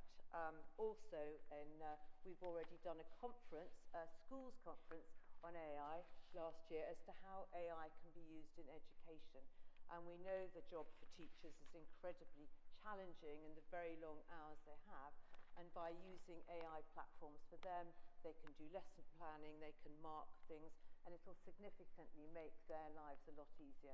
And I think that's, as both of you described, the real positive thing about AI is how it can save time, be very efficient, and make people's lives easier. And jobs actually more interesting because you've got more time to think creatively than just doing the grunt work of writing reports and things. So all of that is super positive. But as Councillor Retty has mentioned, of course, it's not completely a perfect thing. And I don't think anyone really has yet found out what the perfect framework is or how to contain it. Yesterday in the House of Lords, the government amendment was turned down because actually nobody really has come up with a way to address copyright, how to protect data in AI. And I think that has to be a concern and a worry. There is an AI EU bill going through, but again, that doesn't seem to really address it. So we love AI, but there is a problem. So how do we set up a framework? I totally agree, and I want to ask the lead member to set up a framework, but I don't think we can underestimate how incredibly challenging that framework will be, because I think AI is running ahead of us. And how will we catch up to include all the things? So I did ask AI itself to ask us, how we should set up a framework, obviously, because I thought that should have the answer. And I won't go through all of it, but obviously the key things it said: we should have clear objectives, we should have ethical guidelines, we need training and education for all our staff as to how they would use it, we need public engagement. It's very important that we tell the public that we're using AI and what we're using AI for. We need compliance and monitoring obviously to monitor how our AI is working and it's not running amok and suddenly taking over and putting forward council policies that we don't like to see. And we've got to review adaptations because I say it's moving so quickly, we have to make sure we are using the most up-to-date AI for all the services. So I welcome this motion. Thank you. I'll call upon Councillor Bennett. Councillor Bennett. Thank you, Mr. Mayor. Yes, I did consider getting ChatGPT to write this speech for me, but I thought there's a small step from that to realising that AI could probably represent Redcliffe Ward as councillor better than I could. So I thought it best I write my own speech. Just very briefly, largely echoing things my colleagues have said, but I think in this situation that we find ourselves in, where, as we all know, local government finances are incredibly stretched, and that's been the story for well over a decade now, and probably will be for the decade to come due to rising national debt and ageing society. I think the one sort of torch that might be able to guide us through that is the advent of new technology, and in particular AI, and ways that it brings to do more with less. And colleagues have mentioned numerous examples of those, so I won't repeat them. But I think a framework of how we manage it is a very good idea, and we should, and I'm sure we will, draw on national and international best practice in doing that. Having worked for a few years now with AI and trying to use it to improve infrastructure, just sort of three principles I will mention, which hopefully will form part of future framework. Ambition, accountability, and transparency. So ambition, I think we've always been good at this borough, trying new things, not being afraid to be a first or a second adopter of new technology or new practices, and we should keep that with AI and not be afraid to trial things, even if, and especially if they're brand new. Accountability, I think we all remember the famous catchphrase from Little Britain, "Computer says no," which really encapsulates frustration of the modern world when people just say, "Oh, sorry, the technology says that we can't do that." That risk is even greater with AI, so we need to make sure that there is always human accountability. So, it's fantastic to use for image and pattern recognition, for example, but if we are issuing someone with a fine, or approving or denying funding, or making decisions, any decision which impacts people's life, a human needs to be able to stand behind that decision and explain it and take accountability for it. So I think accountability is absolutely crucial. And then finally, transparency. We must always be honest and clear and upfront about where we're using AI. There can be temptation sometimes to think, oh, well, public might not understand it, but it's better for them, so let's just do it anyway. That's a short-term solution which causes a lot more problems in the long term because it creates distrust. We must always be completely upfront, honest and transparent about where we're using it and why we're using it. And here ends my brief advice. Thank you. Councillor Adurian, would you like to speak? Thank you, Mr. Mayor. I believe this may actually be the first time that I'm speaking in this chamber on anything that's vaguely related to my own professional background in IT, so I will confess I take a little bit of pleasure in the opportunity.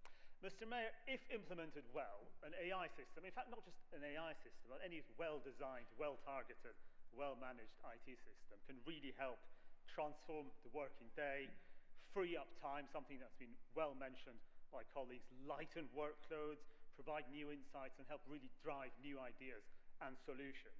And yes, basically, free up time can be repeated again and again. Time that can be spent on, again, as has been mentioned by Councillor Evans and others, on more complex projects, on the more complex cases, to actually speak to each other more, ironically, to residents, to colleagues, to actually increase positive human interaction, collaboration, and connection. So there are a huge amount of positives, and I think Councillor Bennett has mentioned many of them as well. However, there is a downside, and I think we should consider that carefully also. If we use AI poorly, we actually risk delivering worse outcomes with more depersonalization, de-skilling, less human empathy, almost the last thing we need in a council, and this council in particular. Less focus on the resident, embedding of biases and falsehoods in computer models that, quite frankly, even the people who create them don't fully understand. So in some sense, it's the difference between using technology as a crutch for poor performance and skills, on the one hand, and using it as a booster to deliver better productivity and outcomes. And it's that latter that we want for RBKC. And that's why I welcome having a framework in place, something many organizations are quite rightly doing, and it's a first step to allow us to make sure that we deliver a great set of tools for our staff to use and ultimately help them deliver a better service as a council. Thank you. I now call upon Councillor Simmons to speak. Councillor. Thank you, Mr. Mayor. This motion, when it was first submitted a year ago, was even then a very interesting and timely motion, coming not long after RBKC was forced to admit that they were secretly using AI surveillance software in North Kensington. Despite what was implied following Councillor Dentcode's question to the lead member at that time, I can confirm that the Council's agreement to carry out that pilot was entered into and implemented without the knowledge or consent of the residents concerned or their ward councillors. And though I do applaud the audacity of Councillor McVeigh's emotive suggestion that the pilot helped to apprehend a person with a machete in a lift, I must take this opportunity to clarify that that apprehension was due to CCTV generally prior to the pilot, I believe, and not as a result of AI. As a ward councillor for Nottingdale, which includes one of the 2 sites included in that pilot, I do not welcome the appalling lack of transparency there has been around this, and nor do I welcome the continuing contempt for residents that that lack of transparency betrays. It was surprising to me, as it was to the residents of Silchester Estate, when, despite a 6-year delay to the major works, 80 CCTV cameras were suddenly able to be installed at a moment's notice and without completed consultation. When I asked one of the project managers for assurances on REPA, surveillance, the Human Rights Act, or other compliance, he was not able to answer. Like many residents, I'm absolutely sick and tired of this council using Nottingdale and its residents without consent as guinea pigs for its latest harebrained schemes, buzzwords and bandwagon. Nottingdale is not your playground, not your cash cow, not your tick box, and not your guinea pig.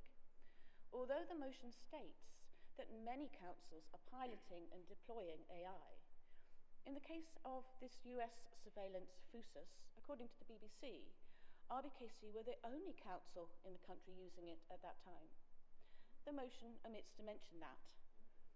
And as has been mentioned previously, FUSUS has in the past been used to target activists and marginalised communities.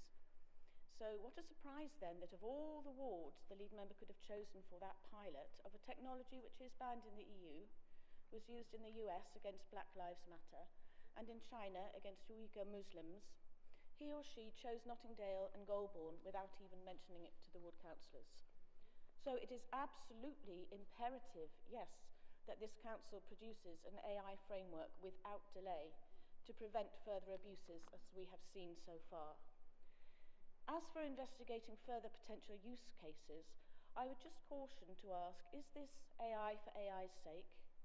Is this a commercial land grab for the data that big business needs to fuel its AI models? What will residents get in return? We have heard a little bit about what they might get. As a local authority, being a public body, are we here to facilitate the AI industry by finding uses for it and by allowing our residents to be test cases? We are here to put residents' need first and not private industry, and I hope that many of you have already made that point, so that's assuring. To prevent further abuses of residents' trust, it is vital that the lead member urgently produces an AI framework which includes first and foremost, front and centre, respect and protection for the rights of residents. Thank you very much, and thank you for the motion.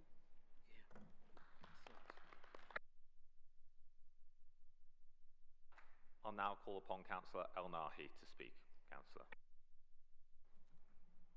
Okay, thank you, Mr. Mayor. Thank you for bringing this very important motion across to address and debate. I believe we all remember the microwaves, wireless, computers when they started. We only need one when they first get on. If we look at the internet, the World Wide Web, and now AI is a buzzword. It's taking a place where is being pushed. Smart cities being talked about more than 20 years ago. I went through that journey myself with smart cities, especially in the Middle East. This morning, I attended LOTI, which stands for the first time I've heard of that London Office of Technology and Innovation. So if those who are wondering what this LOTI stands for, this morning they were mapping, and there was little story and exercise about mapping adult social care services, which is fantastic opportunity. Recently, 2 weeks ago, we had the publication of the Adoption of AI Opportunity Action Plan, which has just been published by the government. So the motion is very timely in terms of us moving and demonstrating that we are the best council to lead. Only one council was there this morning for the whole session. I attended up to 1 o'clock. I met the director of LOTI. I was saying to the other council, which I'm not going to mention, about other factors which we can collaborate and work together for the benefit of our residents. And to mention few regarding the financial commitment. How can we reduce costs? It's not just the focus on technology. As I mentioned, we have several areas of technology. I don't know how many of you that have microwaves at home now in your kitchen, yeah? If you listen to the debate when I was doing my first electrical engineering degree in 1983 at Nottingham University, it was just emerging. Wireless, I had my supervisor in second year where we were just about talking about wireless communication. In the third year, about the communication and development of the internet, and then the development of the World Wide Web. So how effectively are we using our current technology? Do we really understand the enablement of this domain? Years ago, I was part of the committee for government digital transformation. This is where my research focused on, and that's what my PhD is in, regarding the enabling of technology for the welfare and benefit of our society. Never forgetting the human nature, and this is the ethical framework, as my fellow councillor highlighted. When you are addressing and the use of technology, you have really need to address the ethical dimension of it. What impact this is going to have on our community. As a math teacher, before I moved to the higher education, I was at the Institute of Education, where we were debating the calculators in the classroom.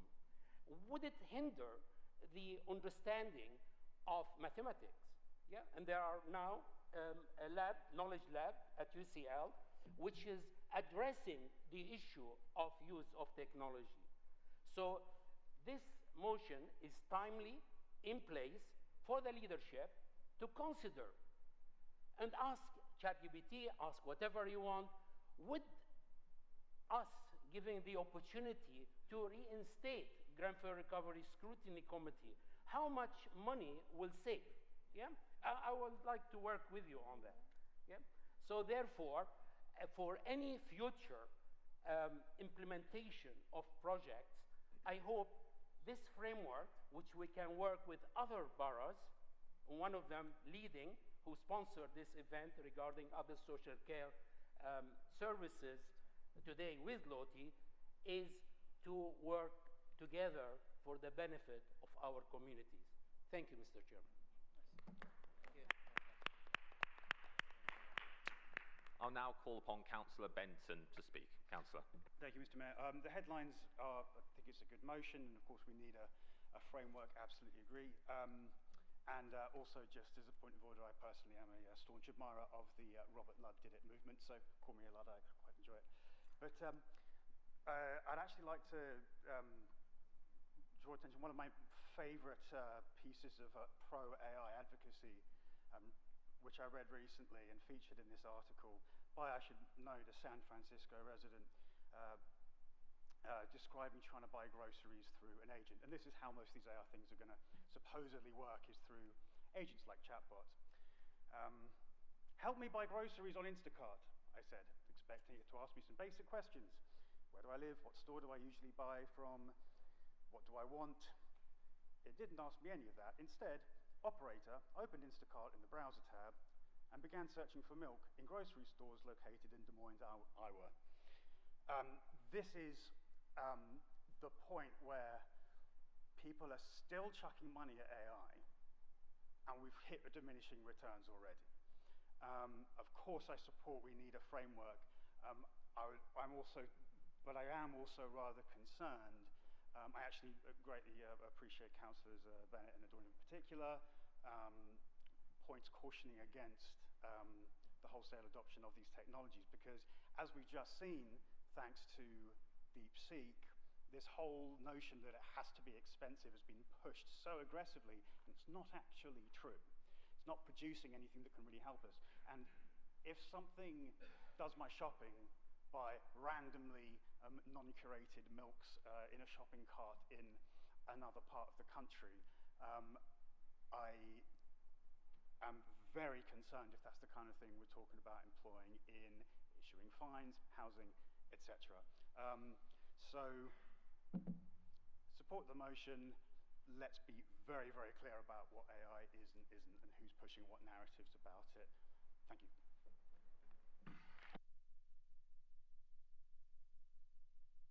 I'll now call upon Councillor Schmetterling to speak. Councillor.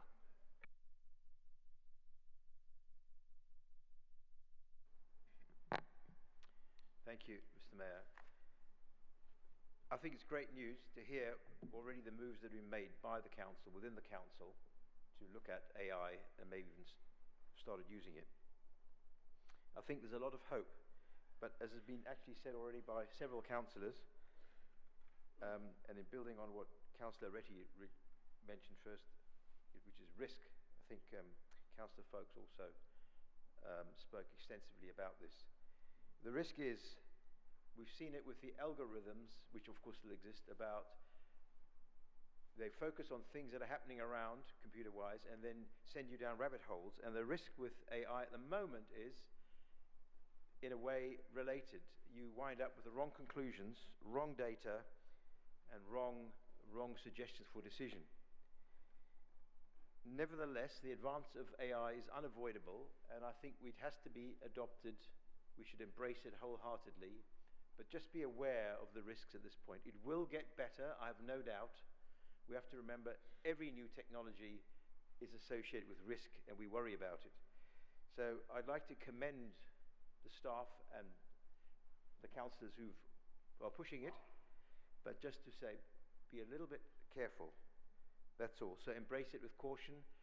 We should have, I think that's what Councillor Folks actually referred to in different words, which is to have a kind of a code of conduct, which is, kind of a framework. So I think we definitely must go forward, be aware of the risks, and support the motion wholeheartedly. Thank you. I now invite Councillor Thalasites as the lead member to respond to the debate for up to 5 minutes. Councillor.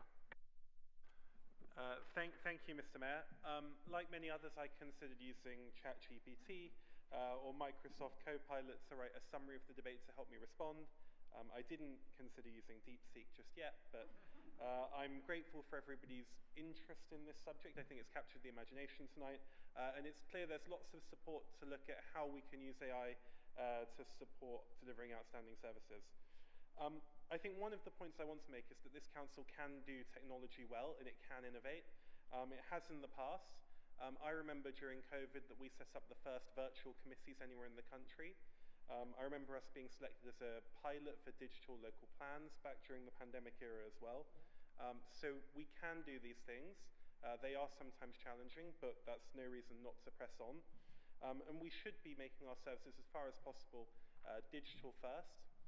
There still needs to be a way for residents to access services if they are digitally excluded, but we should be looking for residents to be able to access our services digitally, because people are doing that more and more in their daily lives, and people are time poor, and that is how the world is moving.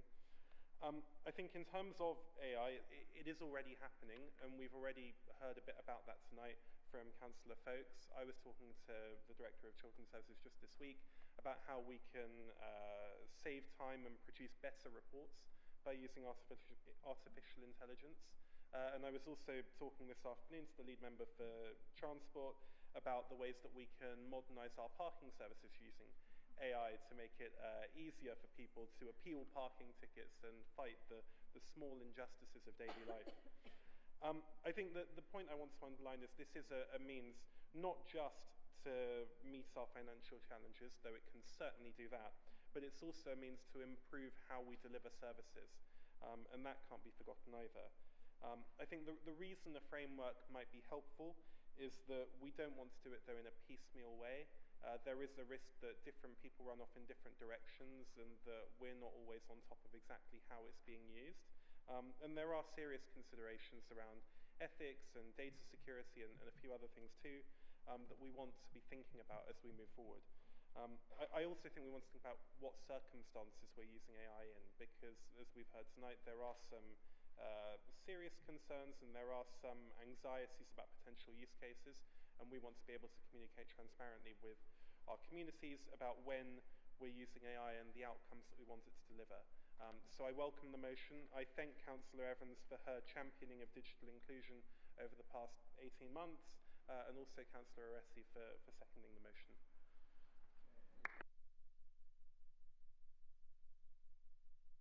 I now invite Councillor Evans, as mover of the motion, to respond to the debate for up to 5 minutes. Councillor Evans. Thank you very much. I'm so glad we had so many inspirational comments tonight. I would like to say what is very important. I know people are concerned about racial profiling, and what is really good about our borough is that we can put a lot of diverse data into the algorithm. So it won't just be a typical racial profiling. We have a lot to contribute to artificial intelligence in our borough. In addition, I know people are worried about jobs, but AI itself can help to upskill people, and they can do it online, and we can do that with a lot of our staff, because as many people mentioned here, that we do need to supervise it. And these are staff members that can be brought into the program. I thank everyone for their heartfelt comments, and I ask people to support the motion, and I move the motion. Thank you. With that said, I will now put the motion to a vote. Would those for the motion please show? Would those against the motion please show? Are there any abstentions? I declare the motion carried.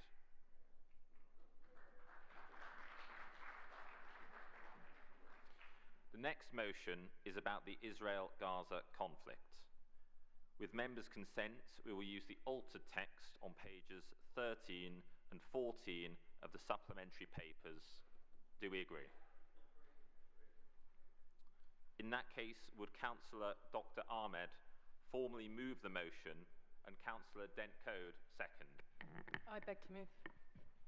I beg to second. I now invite Councillor Dr. Ahmed to speak for up to 5 minutes. Councillor. Thank you. Israel's brutal assault on Palestinians in Gaza and now the occupied West Bank has normalised an almost limitless amount of cruelty and violence against civilians. By June 2024, 70,000 tonnes of explosives were dropped on Gaza, twice the amount that was dropped during World War II on Dresden, Hamburg and London combined, falling on an area the size of East London. Israeli forces have killed tens of thousands of Palestinians. This is the fourth time I've had to rewrite this motion, just adding thousands to that number. But the number killed now stands at 47,317, with 70% of those killed being women and children, with a peer-reviewed analysis published in The Lancet concluding the likely figure is 40% higher. A total of 17,400 children are dead, with the single biggest age category of those killed in Gaza entirely being children aged 5 to 9 years old. And according to UNICEF, Gaza now has the highest concentration of child amputees in the world. In May 2024, the head of the United Nations World Food Programme said northern Gaza had ended a full-blown famine, with Human Rights Watch accusing Israel of using starvation as a weapon of war, and 2 US government agencies concluding last spring that the Israeli state was deliberately blocking shipments of essentials from entering Gaza. 92% of all homes are either damaged or completely destroyed. Every university and library is destroyed. 88% of schools have been destroyed, with over 500,000 children having no access to education. And out of 36 hospitals, 17 are left standing and are only partly operational. A report by Amnesty International released in December found sufficient basis to conclude that Israel has committed acts prohibited under the Genocide Convention, which, according to the Secretary General of Amnesty International, include, in quotes, killing, causing serious bodily or mental harm, and deliberately inflicting on Palestinians in Gaza conditions of life calculated to bring about their physical destruction. Month after month, Israel has treated Palestinians in Gaza as a subhuman group, unworthy of human rights and dignity, demonstrating its intent to physically destroy them. End of quote. Palestinian journalists have documented these obscene atrocities while Israeli soldiers post them on social media for their amusement. And for many who've chosen not to look away this past year, the level of barbarism and inhumanity Palestinians have endured will stay with us forever. 1 year ago, the International Court of Justice handed down an interim ruling affirming there is plausible evidence Israel is committing genocide. And in November last year, the International Criminal Court issued arrest warrants for Israeli Prime Minister and his Defense Minister over what it says may constitute their legal responsibility for war crimes and crimes against humanity. The disregard for these rulings, as evidenced by our government's continued support for and arming of Israel, has destroyed the whole notion of legal limits in war. It has put our government's hypocrisy on display as they choose to be selective in their application of international law, with Israel shielded from any responsibilities because of its position as an ally. As a state party to the Genocide Convention, the UK has an obligation to employ all means reasonably available to prevent and deter genocidal acts. Stemming from this obligation, councils must refrain from procuring or investing funds in companies enabling plausibly genocidal acts.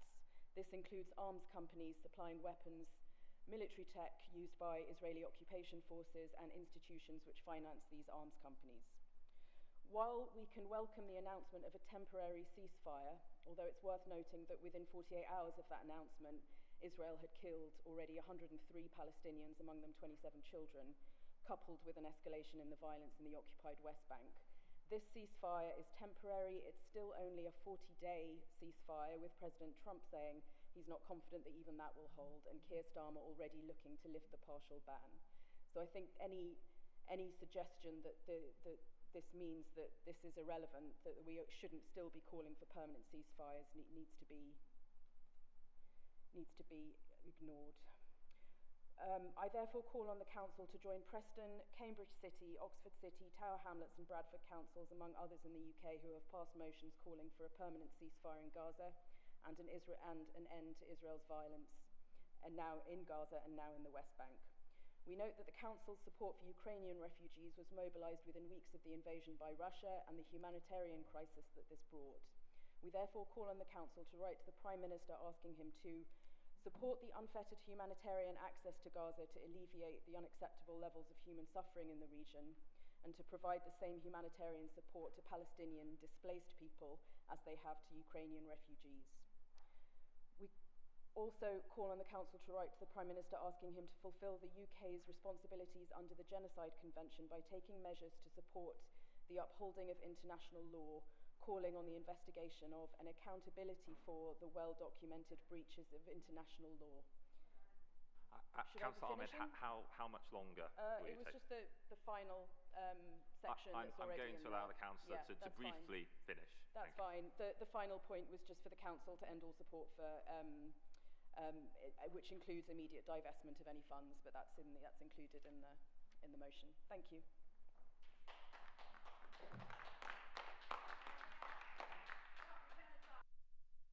Councillor Dentko, do you wish to speak at this point?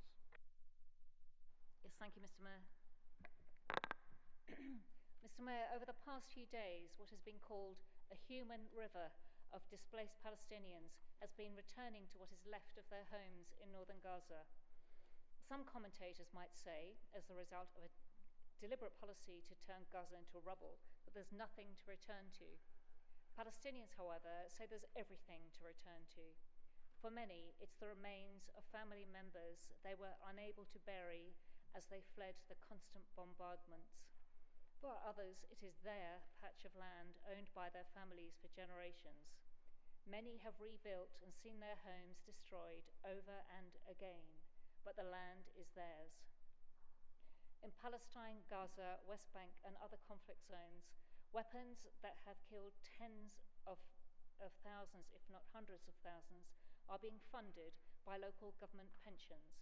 My modest RBKC pension is invested in companies responsible for the mass bombing and deliberate targeting by drones of individuals, including doctors, charity workers, the press, and Hind Rajab in Gaza and the West Bank.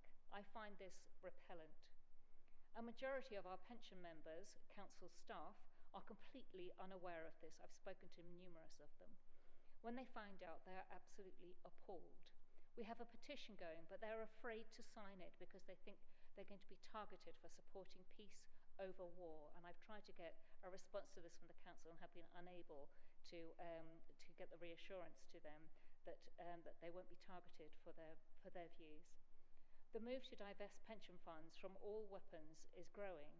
Councils, as we've heard, in Preston, Oxford, Cambridge, Burnley, Bradford, Swansea, Waltham Forest, Islington, Lewisham, Manchester City, Bristol, and Tower Hamlets as of last night, and the huge University Superannuation Fund, which divested of £80 million, are in the process of divesting from weapons and tech. We ask the Council to prevail upon the Investment Committee members, who we've already spoken to divest from all funds that manufacture or support the manufacture of weapons and tech, including Elbit, General Dynamics, Lockheed Martin, BAE, Northrop Grumman, Boeing, Rolls-Royce, and Honeywell, and we have 18.4 million invested in that. And subsequent to that, we ask the following: for the Council to review, or for the Council to ask the Investment Committee to review all investments in Israeli business, including Airbnb and Booking.com, who are letting properties in occupied territories in contravention of the International Court of Justice decision on illegal occupation. We ask them to work with the unions and not ignore their members, which represent pension fund scheme members, with whom we're in discussion, and inform them on the investments in question because they do not know. And then to consider a more positive procurement policy closer to the spirit of ESG considerations, and start the process of divesting the 1% of our pension fund, which is in weapons and tech. A council that wishes to be the best must, while protecting its reputation, exercise corporate social responsibility and good practice, and listen to its residents and its staff members who are most affected. I ask the Council to support this motion, to ask for a permanent ceasefire, as we've heard, and to start the process of divesting our pension fund, avoiding our complicity in arming an illegal war, and show humanity. Thank you.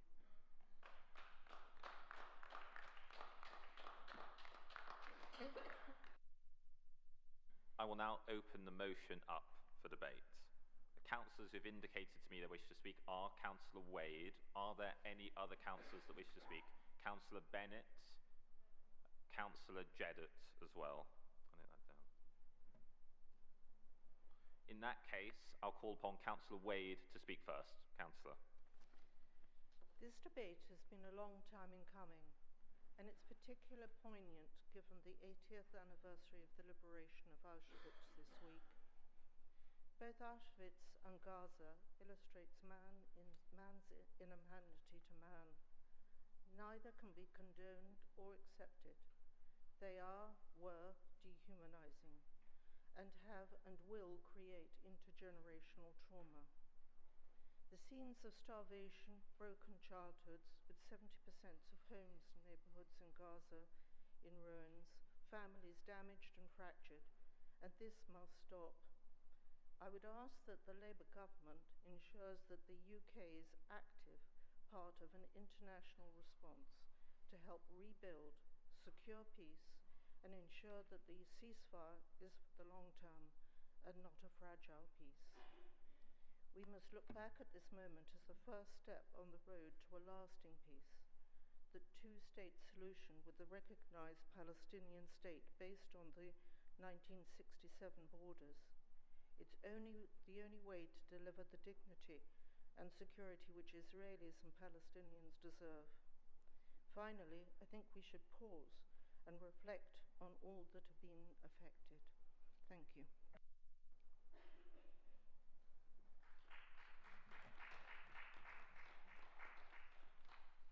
I'll now call upon Councillor Bennett to speak. No longer wish to speak, Councillor. In that case, I'll call upon Councillor Jedit to speak. Councillor Jedit. Thank you. Undeniably, there is a human loss on both sides. But we cannot forget that this started from Hamas' onslaught on Israel. Every country has a right to self-defense, so does Israel. Undeniably, this upsets everybody on both ends, but still we have people who are kidnapped and not released. There are hostages who are babies and small children, and parents are waiting for their release. One needs to be accountable for own actions. Hamas is a terroristic organization choosing to build tunnels into Israel than build Palestine. We know very well about Abbas and incredible corruption on that side of the world. We know very well about our marches on our streets calling to completely destroy Jews, calling for from a river to the sea, which is anti-Semitic call. And I think there is a difference between our legal call for ceasefire, which is international matter, left to Netanyahu and those who are empowered to impose it, and calling on our powers, Keir Starmer, Labour government, to stop hate marching on our street, set literally example that this is acceptable anti-Semitic call, this should be completely banned, and I agree that we as a council, we should have moral standing. And there is a difference between making money in a way that nobody is accused of making money as a blood money. So making money on our side as a council through the human suffering because somebody is investing in those wars, it's not morally correct. So on this point alone, I would agree. Thank you. I now invite Councillor Thalasites to respond to the debate for up to 5 minutes. Councillor. Thank you, Mr. Mayor. And before responding to the motion, may I take the opportunity to note the marking of International Holocaust Remembrance Day, which took place on Monday. We must never forget the atrocities committed, and though the past cannot be changed, it's our duty to remember and learn from humanity's darkest hours. Turning to the motion tabled, I want to begin my response by repeating my strongest condemnation of the events on October the 7th, 2023, and express my deep regret for the events that unfolded in Gaza thereafter, and welcome the ceasefire that is underway. The human suffering and loss of life that we have seen is tragic and unacceptable, and I know this has caused significant distress at a local level, and I'm acutely aware of how the ongoing violence has affected some of our residents. However, I, and I think we, do not consider it the role of local government to stake out positions on global affairs. Mr. Mayor, since I joined the Council in 2018, there have sadly been many other conflicts around the world that have also caused immense suffering and displacement.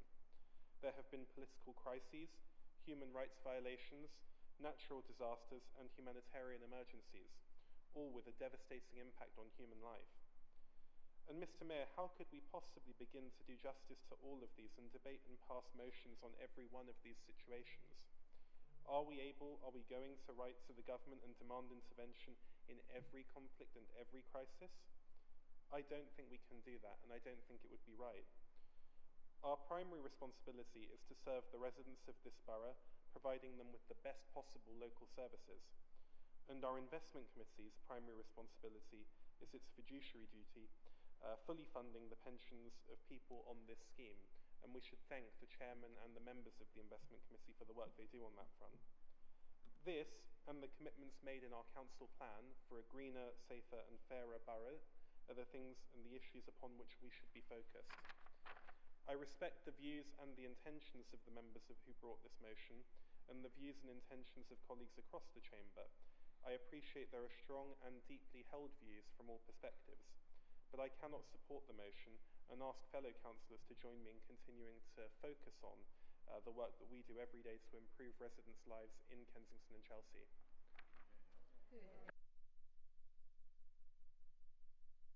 I now invite Councillor Dr. Ahmed, as the mover of the motion, to respond for up to 5 minutes. Councillor. Thanks. Sorry, can you hear me? Yeah, I think this is also, just to begin by saying, this is a really good reminder of how it's the silence of friends and not the words of your enemies that can be the most alarming. And it's, yeah, really disappointing to hear that there's nobody from within the Labour group that's willing to kind of make their position clear on this. Really disappointing. So just a couple of points. So I guess I have to start with your point, Eva. I mean, I'm not here to give you a history lesson, but you're wrong. This didn't start on October. So please let me finish. Allow me to finish. So this didn't start on October 7th, 2023. It started arguably in 1948 when 700,000 Palestinians were displaced, most of them still languishing in Jordanian refugee camps and Lebanese refugee camps. There was also, after the Nakba, there was the Kibbutz massacre in 1953, the Qasr Qasim massacre in 1956, Khan Yunis massacre in 1982, Sabra and Shatila massacre, Aqsa massacre, Ibrahimi Mosque massacre, the Jenin refugee camp massacre in 2002, the assaults on Gaza in 2008, 2009, 2014, the continued dispossession of Palestinians and the apartheid in the West Bank. So no, this didn't start on October 7th. Councillor Thalasitis, with respect to your comments, the council, I'm afraid, can't shirk responsibility by claiming this is all, too complicated, falls outside of local matters that concern our residents. If that were true, the council wouldn't have come out so strongly in words, but also crucially in practical support for Ukraine in the war against Russia. Okay, so it just doesn't wash. It doesn't wash. There's a whole, and what I will say as well, there is a long, proud tradition of councillors standing for peace and justice from councils who cut ties with companies involved in apartheid in South Africa and declared themselves to be apartheid-free zones, and those who are cutting links with fossil fuel companies now. I appreciate those ones who cut ties with apartheid South Africa perhaps weren't conservative councillors, but there is a long tradition in this country of councils and local government being involved in these decisions. I don't know, I mean, there's a whole raft of advice and resources on the council website for residents on how they can provide support for Ukrainian refugees. It's a very clear, deliberate choice that's being made at the moment to look away from what's happening in Gaza. It's a choice that you are failing to condemn Israel's war crimes globally. We are outliers that we're not able to do this. The fact that you would just express deep regret for however tens of thousands have died is appalling, and is an insult to many people in this community who are hurt and feel extremely distressed and disgusted by the hypocrisy that they're witnessing, not just from this council, admittedly, but from the Labour government as well. Maybe Israel gets to carry out war crimes with impunity because they're a strategic ally, but wrong is still wrong, whether it's your friends or your enemies that are committing it. Yeah, so that's really all I have to say to respond. I look forward to seeing what the response is from this side of the chamber.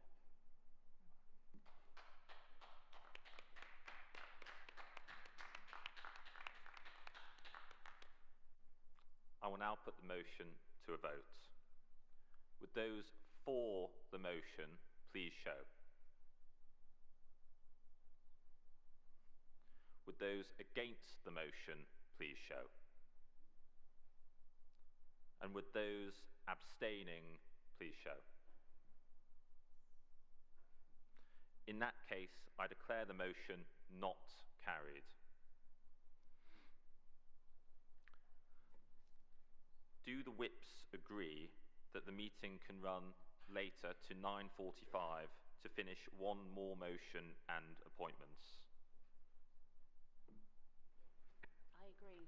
I think, Mr. Mayor, it's been a long evening. I think we should finish now. We've managed to get through 3 motions, so thank you. In that case, the whips aren't agreed, so I'm going to continue. In terms of urgent business, there is none. So that concludes the business of this evening's meeting of full council. The next meeting of the council is the budget full council meeting, scheduled to be held on the 5th of March 2025, starting at 6:30. The 5th of March, starting at 6:30 p.m. Good evening.